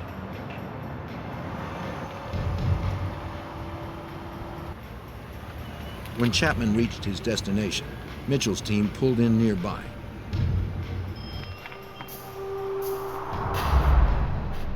Chapman approached a man they believed was Shakur.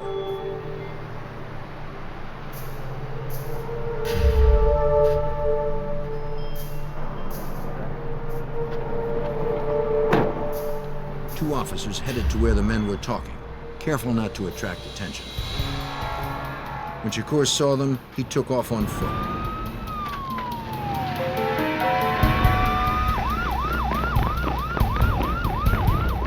They caught up with him in an alley.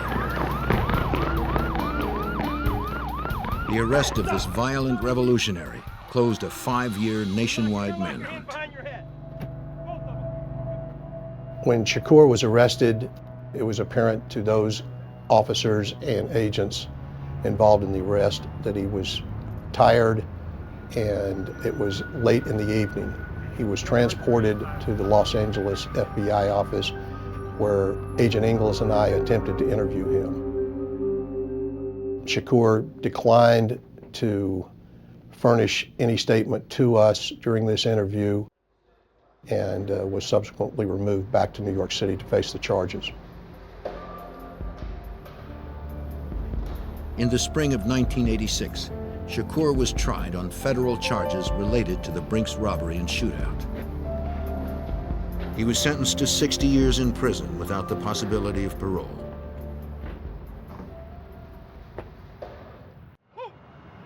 The police officers who survived that terrifying day in Nyack, New York, were relieved that Shakur had been brought to justice. But for South Nyack Police Chief Alan Colsey, the memory of their loss would always be with them. Eddie O'Grady and Officer Brown, Chip Brown as we called him, we're local Nyack community members. They'd gone through the Nyack school district. They had been on the job before I was, and in fact, more or less had sort of brought me and broken me into the community. They were very, very close to the community and to a lot of us that were police officers here. They were excellent people.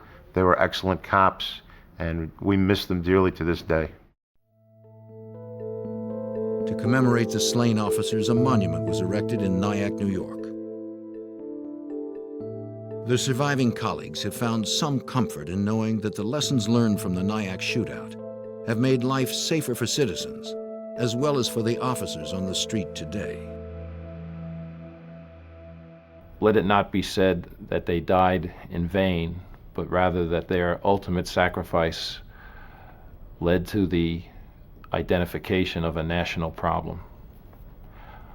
I think their ultimate sacrifice and the tragic deaths of everyone involved certainly uncovered a nationwide network of domestic terrorists heretofore unknown, and in essence prevented the loss of life to others.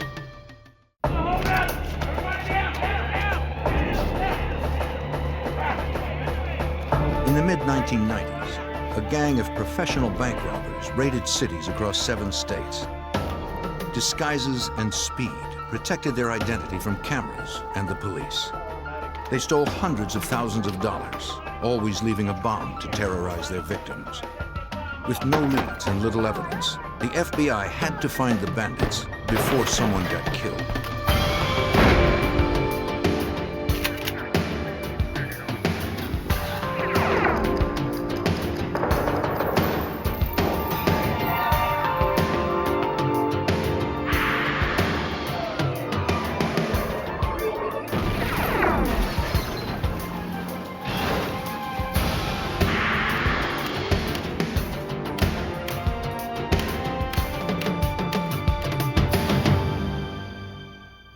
Across the Midwest, a band of armed robbers struck banks at the rate of nearly 1 per month. They attacked with lightning precision and lethal force. They were in and out in 5 minutes. I'm Jim Kallstrom, former head of the FBI's New York office. The stakes were raised when the FBI discovered the robbers had an agenda beyond personal wealth. To stop these violent extremists, The FBI need to capture their terrorist leaders.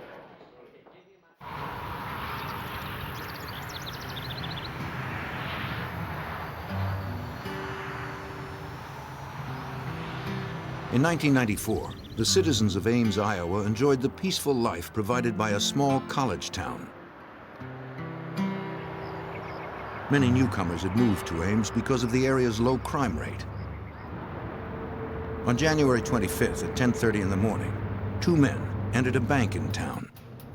All right, this is a robbery! Everybody down on the floor! Down, down, down on the ground! Down, get on the They floor! wore ski masks and held semi-automatic pistols. They ordered everyone to the floor. The teller managed to set off a silent alarm without being seen. The FBI office in nearby Des Moines was alerted to the robbery in progress. The agency had primary investigative jurisdiction in crimes involving federally insured money. Agents immediately responded, but they were 30 miles away from the bank.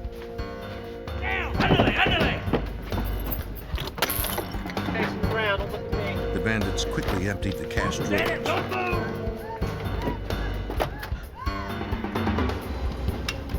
Don't look at me, face the ground. One of them pulled out what appeared to be a bomb. He warned that no one should move for 5 minutes or it would explode.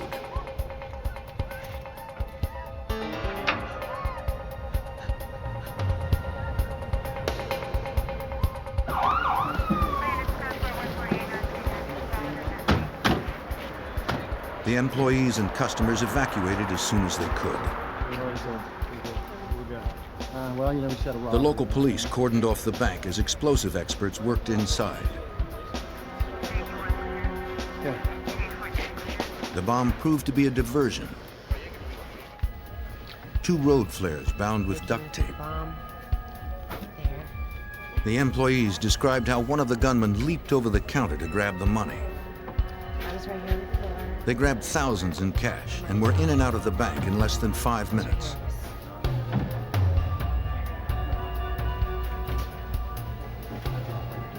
Agents interviewed the witnesses. So did you guys want to add anything else? They said the gunmen sometimes used Spanish when talking to each other.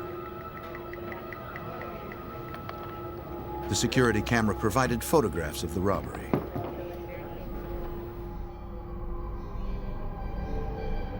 Ski masks effectively hid the faces of the assailants. But investigators had images of their disguises and their weapons. 9mm semi-automatics. Because the perpetrators wore gloves, they did not leave any fingerprints. Detectives used electrostatic tape to recover a footprint from the counter. The precautions taken by the bandits had effectively obscured their identities. Special Agent Ken Moore of the Des Moines, Iowa FBI field office was immediately concerned that they were dealing with dangerous professionals. Now, most bank robbers try to enter banks as quietly as possible, go up to one teller counter and proceed to rob the bank, and then leave as quietly as they can. These individuals came in very violently, fast. Agent Moore wanted to apprehend the suspects as quickly as he could. But the FBI had nothing of value to lead to their identity.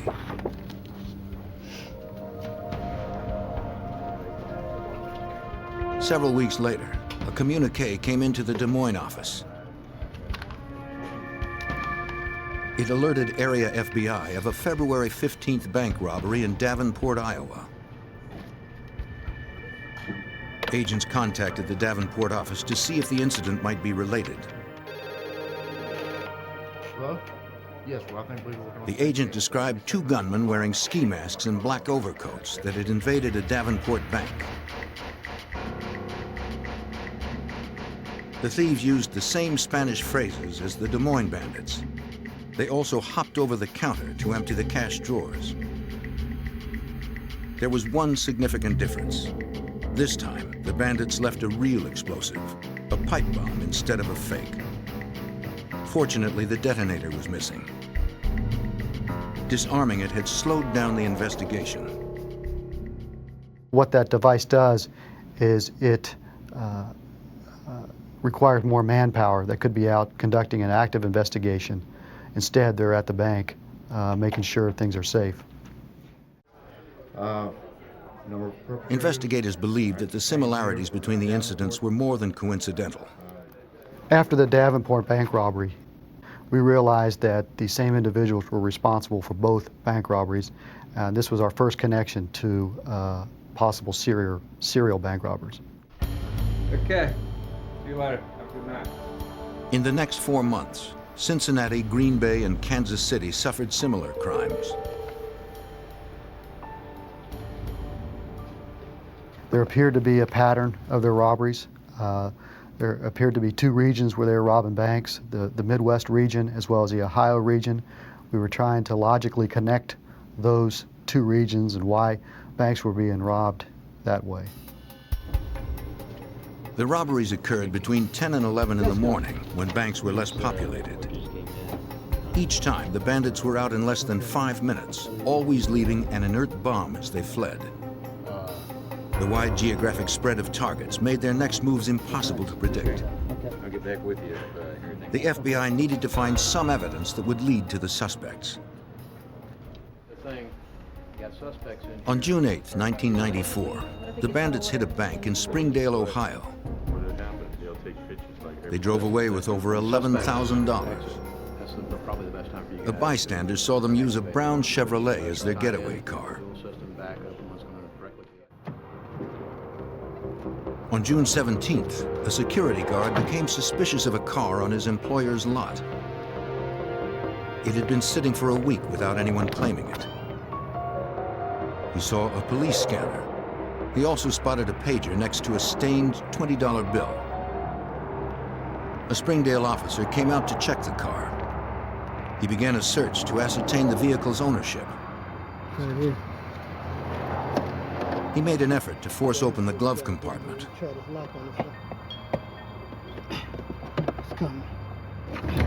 A grenade tumbled out. The hand grenade turned out to be another inert explosive, but its presence linked the car to the bank robbery. Agents used the car's serial numbers to track down the dealership where it had been sold. They talked to the salesman who had handled the deal. The sale had been made less than 2 weeks earlier, but he couldn't give a description of the buyer. The dead ends left investigators feeling the pressure. We were becoming frustrated because the escalation of violence seemed to have been increasing. They were more brazen, were brandishing firearms, scaring bank employees. They were scaring customers, leaving behind booby traps. So we were very frustrated and we were concerned. On December 27th, the bandits finished 1994 with their 12th robbery in as many months. They hit a bank outside St. Louis. This time, there were 4 gunmen. Now we were concerned over possible takeovers of banks, possible entry into the bank vault. With 4 people, there's a lot more they can do. Bystanders at the St. Louis robbery saw the bandits put on their ski masks before entering the building. A teller got a glimpse of one of them inside the bank. These witnesses helped FBI artists make composite sketches of the suspects. The FBI distributed the drawings to other agencies and the media. It was slightly curved. They hoped it might bring someone forward who might know something more. The television and news reports generated hundreds of calls into the FBI offices. Agents followed up on all credible tips, but none provided any lead value. The assailants communicated with the media as well. They sent letters and cartoons to newspapers. The correspondents ridiculed federal agents and their attempts to catch them. In one letter, the gang dubbed themselves the Midwestern Bank Bandits.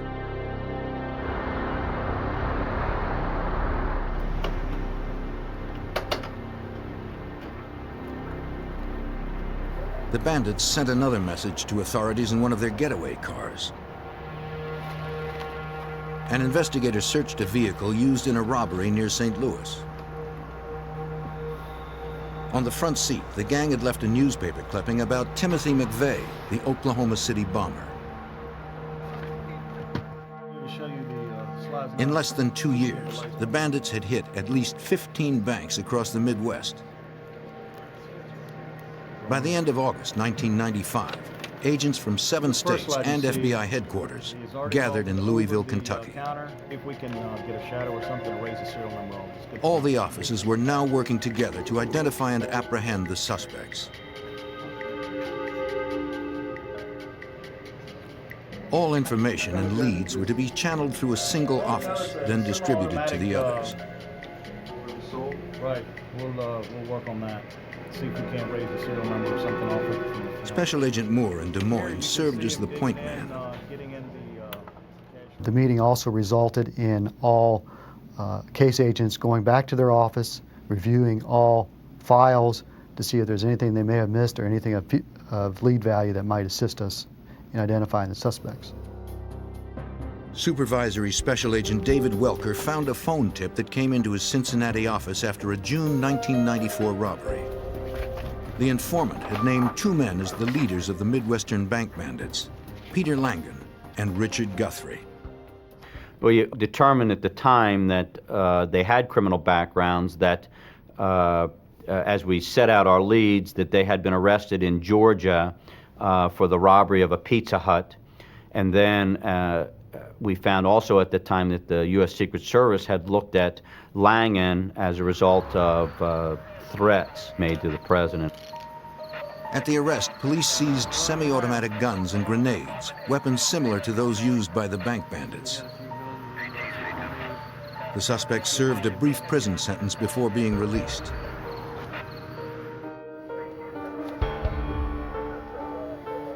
Agent Welker was able to pull their mugshots.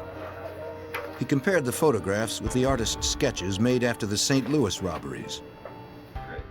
And they were so close then that it was phenomenal. It appeared that the composite artist used these photographs to draw the composite drawings. That's how close they were. Agents now had names for the gunmen. In pursuing them, the FBI was about to uncover a far more deadly plot than bank robbery. In 1995, the FBI hunted the Midwestern bank bandits. The day before Thanksgiving, the 4 gunmen struck another bank in St. Louis, their 21st robbery. Their disguise included ATF hats, the same caps worn by federal agents from the Bureau of Alcohol, Tobacco, and Firearms.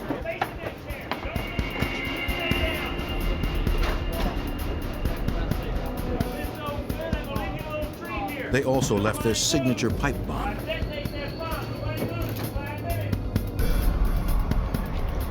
None of these explosive devices had gone off. They had either been inert or lacking detonators. By now, agents knew how to defuse the bombs themselves. They weren't going to let the ruse slow the investigation down anymore. Supervisory Special Agent David Welker of the Cincinnati office had names for 2 of the bandits. But Peter Langan and Richard Guthrie were living underground, surfacing only when they struck another bank. Clearly, we've identified the right people. We're trying to develop as much information about these people and their contacts as possible. But the best part about it is we have leads to follow. In the intervening months, the informant who had provided the names had moved from Ohio. The first set of robberies to tear gas canister. Special Agent Ed Woods of the Cincinnati FBI field office tracked the informant to Georgia, where he lived with his new wife and child. This fella had been an associate of Langan and Guthrie in the past, had removed himself from that lifestyle and was starting a new life for himself. And I think he was ready to put all that behind him. So when I interviewed him, he cooperated fully. ask you a few questions. The informant had met Langan in 1991 at a white supremacist rally. The Bible says, thou shalt not covet thy neighbor's wife and the black neighbor's widow. They shared similar beliefs about race and government.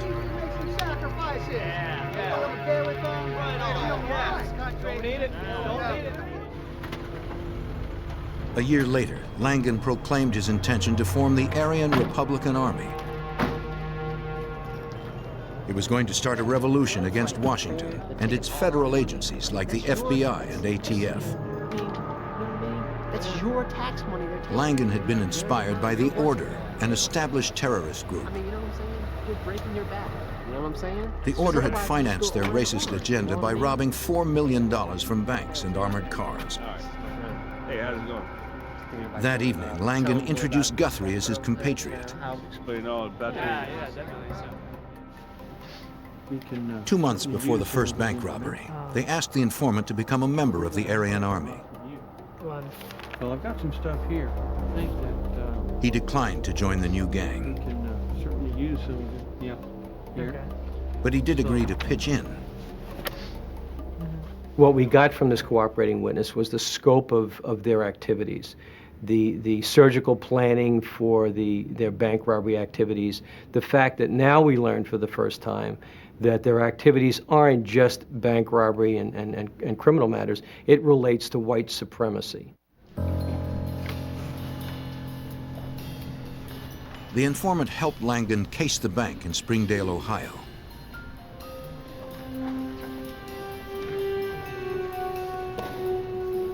But before that June 1994 robbery, the informant had a change of heart and cut himself off from the bandits. Concerts sometimes, things like that. He had participated enough to be charged as an I'm gonna need you accomplice. to help as we go on here. The FBI promised not to prosecute him if he assisted. That'll be for right now. They were ready I to make a appreciate it. deal to capture Langan and Guthrie. Once we determined that they had broken off other white supremacist organizations to form their own, it certainly ratcheted the investigation up just another notch. Agent Welker suspected it was only a matter of time before the Midwestern bank bandits turned their racial prejudice into violence. The gang was back in Cincinnati, hitting another bank in December 1995. During their escape, one of the bandits bumped into a teenager. The gunman demanded her purse. She refused to comply.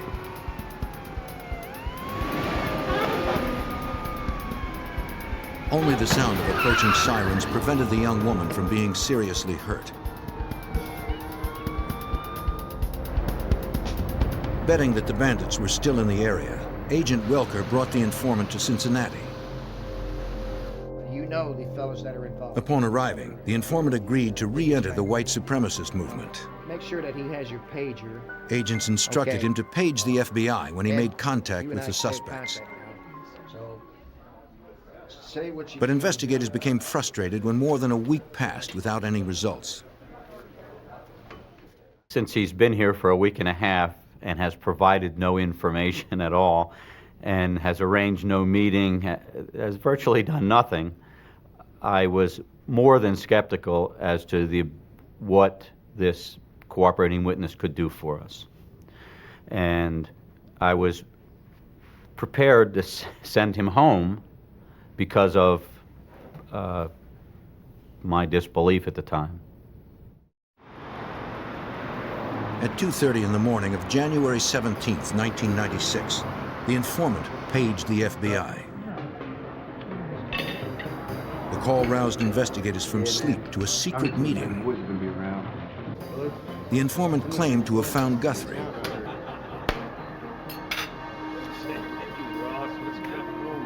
He was finishing dinner with a friend when Guthrie unexpectedly showed up. The informant invented a reason for being in Cincinnati and engaged the suspect in small talk. Got a minute? I can talk to you outside. Sure, come on. Hey, you got a minute? Guthrie invited him out to his van to continue the conversation in private.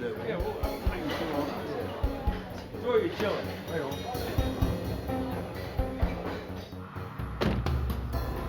While they sat in the parking lot, the suspect asked his old friend to reconsider joining the gang. Some serious stuff here, isn't it? You talking about a little bit. Guthrie showed off an assault rifle and a bag of armor-piercing bullets. Yeah. The informant provided a partial license plate number and description of Guthrie's van.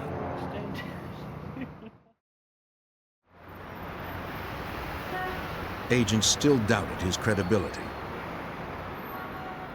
So I had Agent Woods arrange to have the cooperating witness in the FBI office at 4 o'clock on Sunday afternoon. I didn't want him to know why he was there. I just wanted him to be there.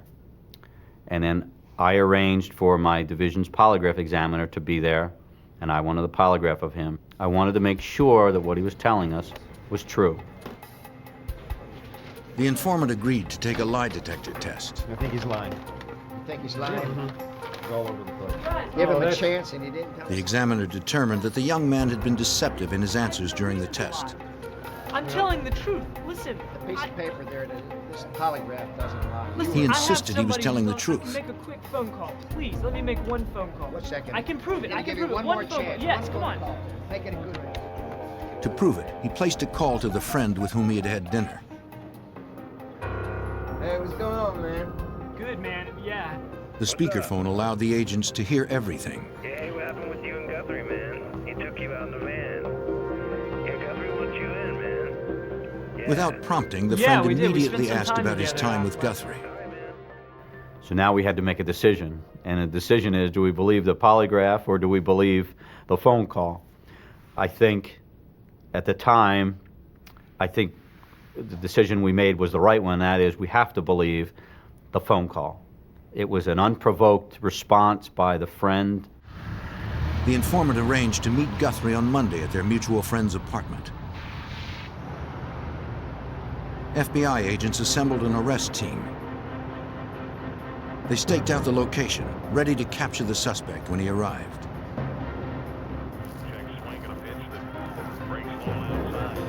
The informant waited inside the apartment. The friend did not know why the meeting had been arranged. Guthrie had promised to come sometime between 4 and 5 p.m. 5 o'clock came and went without the white supremacist arriving. The informant knew that more than his credibility was at stake. So was his cooperation agreement. If the FBI believed he had deceived them, they would turn him over to prosecutors for bank robbery. At 5:20, there was still no sign of Guthrie. It looked like the suspect would not show up. Outside, the arrest team grew impatient.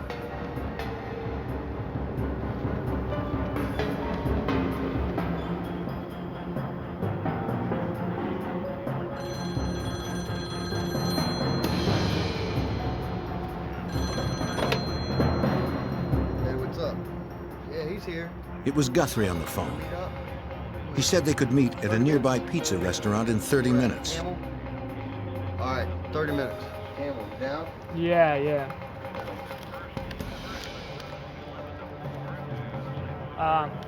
The informant needed to get word to the arrest team. He told his buddy he was going out for cigarettes.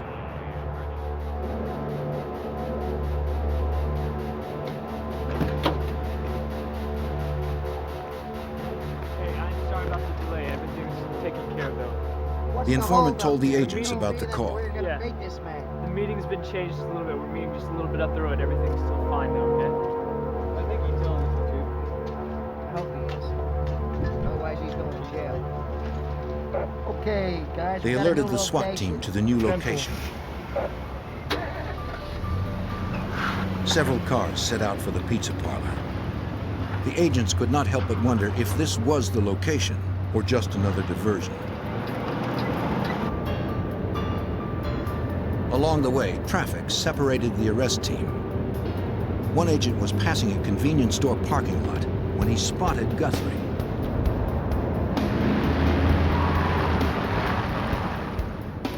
He turned around and radioed to the others that the suspect had been sighted. Guthrie got into his van and started driving.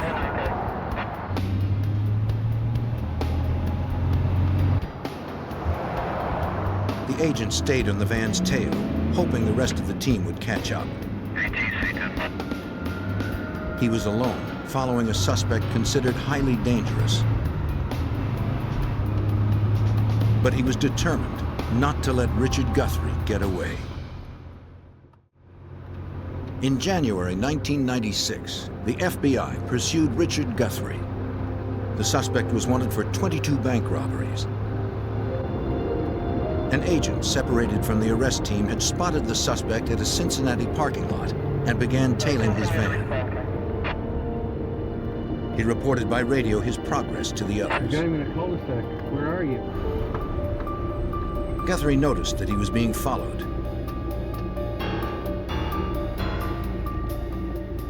An informant had reported that he was armed with automatic weapons and armor-piercing bullets.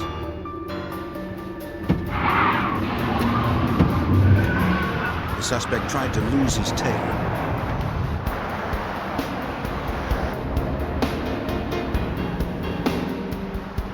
The arrest team caught up with the lone agent and joined the chase. Guthrie couldn't shake them. He unwittingly turned into a cul-de-sac.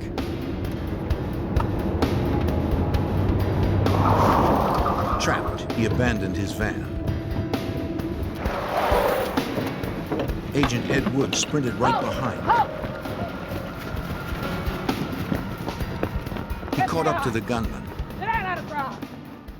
It was almost as if it was in slow motion where like you could almost read his mind, what he's thinking. He's thinking, I believe, is this it? Is this the last standoff of this white supremacist? And quite frankly, what I expected him to do was to turn and start firing. Guthrie came to a riverbank. He had no escape. Agents boxed him in. I've been in law enforcement for over 20 years, and I've never seen a look on a face like Guthrie's at the time. And Guthrie, as he was looking at us, he was deciding whether he wanted to die right then. He was deciding whether he wanted to pull a gun and take on everybody who was standing there.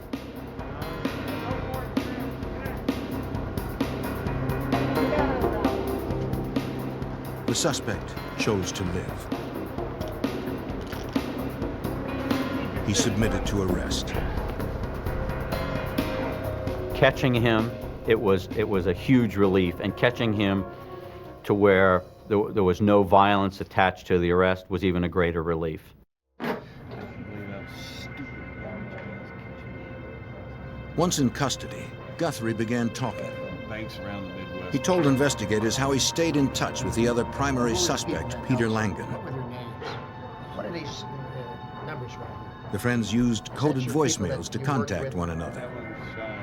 He handed over his pager and PIN number. Now, how about this one right here? He claimed his next meeting with Langan was to be in Indianapolis. John, did you get that? Guthrie's lawyer made an agreement with the FBI. For later consideration in sentencing, they could take the suspect with them to use as bait. Under the arrangement, the accompanying agents weren't allowed to question Guthrie about his crimes. Agent Welker sought another way to ply information from the bandits' leader. I assigned 2 agents to guard him. One agent is a former Harrier pilot in the Marine Corps, and the other is our principal firearms instructor. And of course, over a 2-day period, there was a lot of discussion going on. I was well aware that Guthrie had an interest in flying, and he had a keen interest in weapons.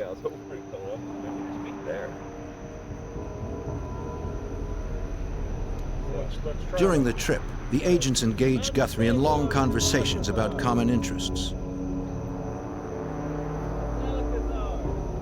The congenial strategy worked. The assailant warmed up to his accompanying agents and began volunteering information on the robberies. Guthrie admitted that he had lied to investigators. His rendezvous was really supposed to take place in Columbus, Ohio, not Indianapolis, where the investigators had taken him. 2709 Patrol. He gave them the address of a safe house. Guthrie's giving us He told them Langan was heavily armed. He would not come out without a fight. An FBI arrest team assembled the next morning in Columbus. Langan's van was parked next to the duplex Guthrie had described. The plan was to wait until the suspect exited his home and got into his van. Then as he pulled out, FBI cars would box him in. This would contain him and prevent a vehicular pursuit. All escape avenues were blocked off.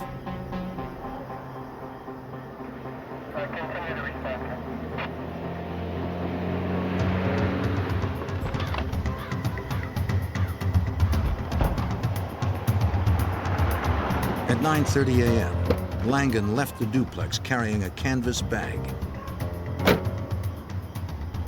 Agents suspected this held an assault weapon.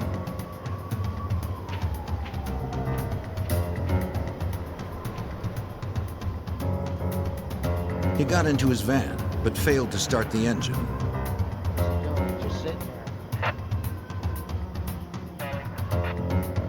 The arrest team waited for the word. Once he was observed getting into the van, the adrenaline for everyone there was flowing. Everyone knew something was going to happen. The suspect sat motionless. Agents didn't know if he was planning something. He seemed as if he anticipated the arrest. Finally, the signal went out to move in. Let's take him, let's take him.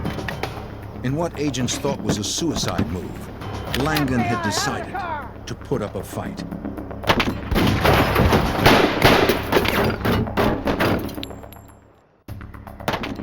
On January 18, 1996, the suspected leader of 22 bank robberies decided to shoot it out with an FBI SWAT team. Supervisory Special Agent David Welker of the Cincinnati office led the arrest team. Someone who's going to pull a gun on 20 or more FBI agents is one nasty dude. He's one nasty criminal. Peter Langan was one gun against many. SWAT team bullets pummeled the van. It was over within moments, but not before 50 rounds had been fired. Langan survived and surrendered. Despite the hail of bullets, he suffered only minor injuries to the face and back. After 2 years of pursuit, the leaders of the Midwestern bank bandits were now in custody. 2 other accomplices remained at large. The van was filled with semi-automatic guns, ammunition, and grenades. Inside the canvas bag, agents found a 9mm semi-automatic pistol. It was the same make of weapon that the bank bandits used. Evidence inside the duplex confirmed the bandits were more than a gang of thieves. The house contained an armory big enough to equip a small cadre of terrorists. Agents found ski masks, FBI hats, police uniforms, and false IDs from nearly every state of the Union. Books and literature detailed the gang's creed of militant hate. I'm Commander Pedro. Investigators discovered a tape among the propaganda. It targeted young white males for recruitment into the Aryan Republican Army. Today, we are preparing to take over the USA. Tomorrow, the world. Please have a seat. A Columbus bank teller had briefly glimpsed the face of one of the bandits 17 months earlier. See anybody that you recognize, please. Detectives gave her a photo lineup, hoping she could remember enough to make an ID. This gentleman here. Despite the intervening months, she picked out Langan from the array of similar-looking men. Bank and robbing it. I mean, While Langan refused to cooperate, Guthrie agreed to tell all he knew. I don't know. Agents debriefed him 10 hours a day for 10 straight days. How many accomplices did you have? He could recall all the places, times, and dates. It took 99 pages to detail the 22 robberies. Cotton John, okay. But when it came to his at-large accomplices, Guthrie only knew their first names. The bank bandits had been assembled like an underground terrorist cell. Personal information on others was kept to a minimum to prevent capture. Guthrie could only offer that the man he knew only as Scott was involved in music. The man he knew as Kevin was the nephew of a police This officer. is Supervisor Special Agent. Both lived in the Philadelphia area. Yeah. The scant information was forwarded to Pennsylvania. Special Agent Joe Hendrickson of the Philadelphia FBI field office was initially overwhelmed by the request. There was no hope of finding these people with that information. I sat back and had a cup of coffee, and then I said, well, I'll go contact the Philadelphia Police Department. And there's a possibility that maybe their personnel records indicate nephews, but I was in much doubt that that type of record existed, because I know that in my outfit, I did not list nieces and nephews in my personnel file.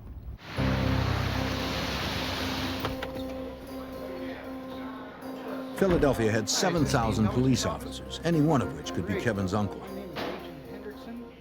The search began at the intelligence division of the police department. An officer knew immediately who the FBI was looking for. The division had been keeping tabs on white supremacists in the area. Intelligence officers had kept them under surveillance for over a year. Officers often spotted them meeting on a farm belonging to Mark Thomas. Over the years, the Philadelphia Police Department had been taking down tags at various rallies and so forth. And at some point in time, they took down a tag, ran the tag, and it came out to Kevin McCarthy. And then they said, you know, we've got a lieutenant here that has that name. They contacted him, and lo and behold, they found out that Kevin McCarthy was attending Aryan Nation rallies.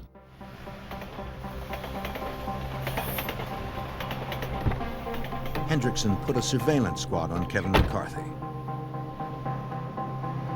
They observed him repeatedly visiting a recording studio in Philadelphia. Agents noted the license numbers of the cars outside the business. They ran the plates for all the people going in and out. One of the vehicles belonged to a man named Scott Stediford. He managed the studio and also played drums in McCarthy's band.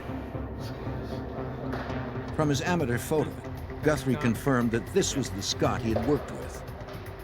Using that same photo, a witness also recognized Stediford as the getaway driver in the Des Moines robbery. An arrest warrant was sent to Philadelphia.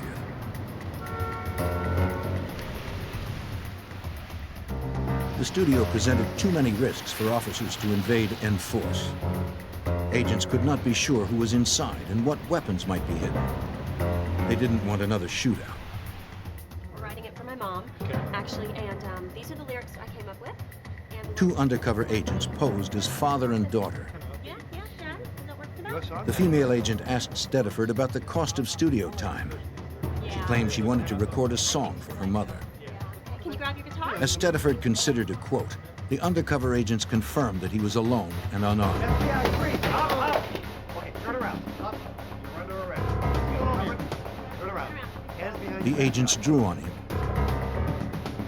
They placed him under arrest. Nothing to do with that. The FBI did not have an arrest warrant for Kevin McCarthy. They feared that he would run once he heard about Stediford's capture. What we ended up doing was we brought his uncle, the Philadelphia police officer, with us. We felt that with his blood relative, the law enforcement presence, and the total set of circumstances, that we hoped that he would somehow be convinced that the thing to do would be to cooperate. The uncle entered the basement bedroom. He disarmed his sleeping nephew. The agent woke the young man. Kevin? Special Agent Emerson, FBI. Son? He began explaining that it was in McCarthy's best interest to cooperate with the FBI. Yes, okay. We kind of know what went on today. We know who Only was suspicion with. tied the young man to the If you do crimes. that, things are going to go a lot easier on you, all right? The agent needed a confession. You have something you want to give us? He showed McCarthy the 99-page admission made by Guthrie. And when he saw this report describing every bank robbery, what they did, where they went, he realized that we had all the information. He just didn't realize that we had no evidence. The young man was overwhelmed. He voluntarily turned over the weapon and clothing he used in the robberies. When he began to confess, his uncle stopped him and advised him to get a lawyer. With all the suspects now in custody, agents considered their investigation wrapped up. On July 3rd, 1996, Richard Guthrie pleaded guilty to 19 bank robberies. He agreed to testify against his accomplices. With his cooperation, prosecutors considered their case airtight.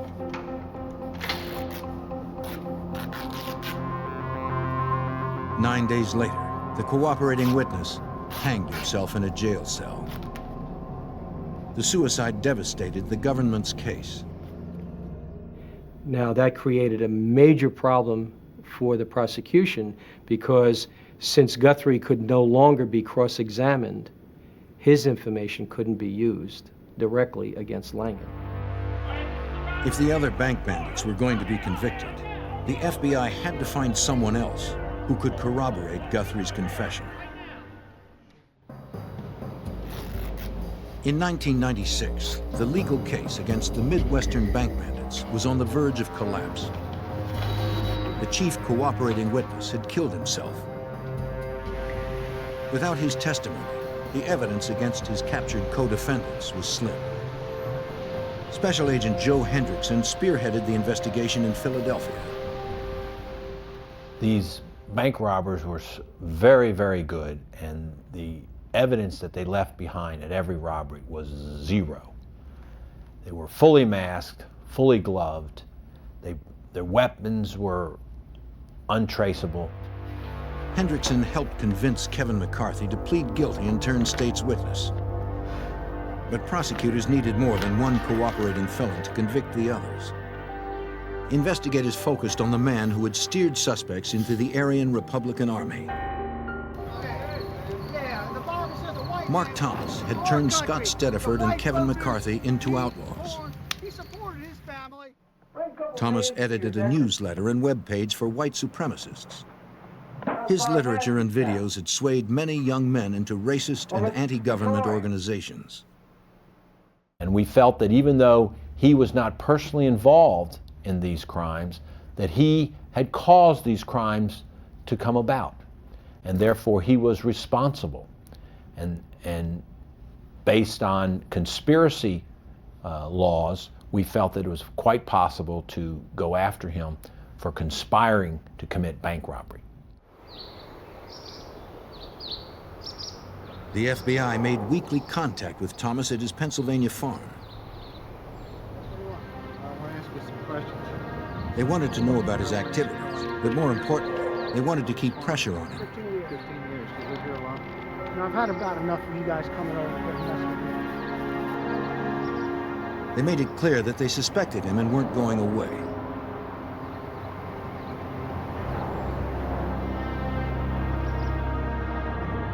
Cool. Kevin McCarthy told investigators that he and Scott Stediford had stayed at Thomas's home. This stuff is going to change your life. Yeah. He acted like a father figure to them and warned them of the coming race war. He brought the young men to live in Elohim City, a white separatist compound in Oklahoma. During the summer of 1994, Thomas invited them to join the Aryan Republican Army. In mid-October, Scott Stediford agreed. He participated in his first bank robbery 2 weeks later.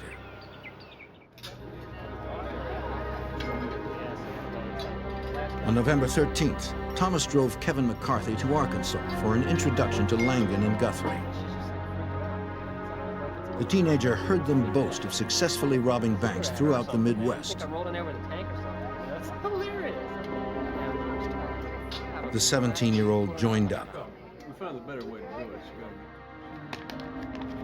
Agents also learned from McCarthy that Thomas took $100 in stolen money for the start of an Aryan war chest. Over the months of contact, agents caught Thomas in several lies about his activities. This is my farm, and I don't need you on my farm, you know? So, They took what they had to U.S. prosecutors. okay, I'm doing what he says. The United States Attorney's Office decided that based on the cooperating witnesses' testimony, we were going to arrest him.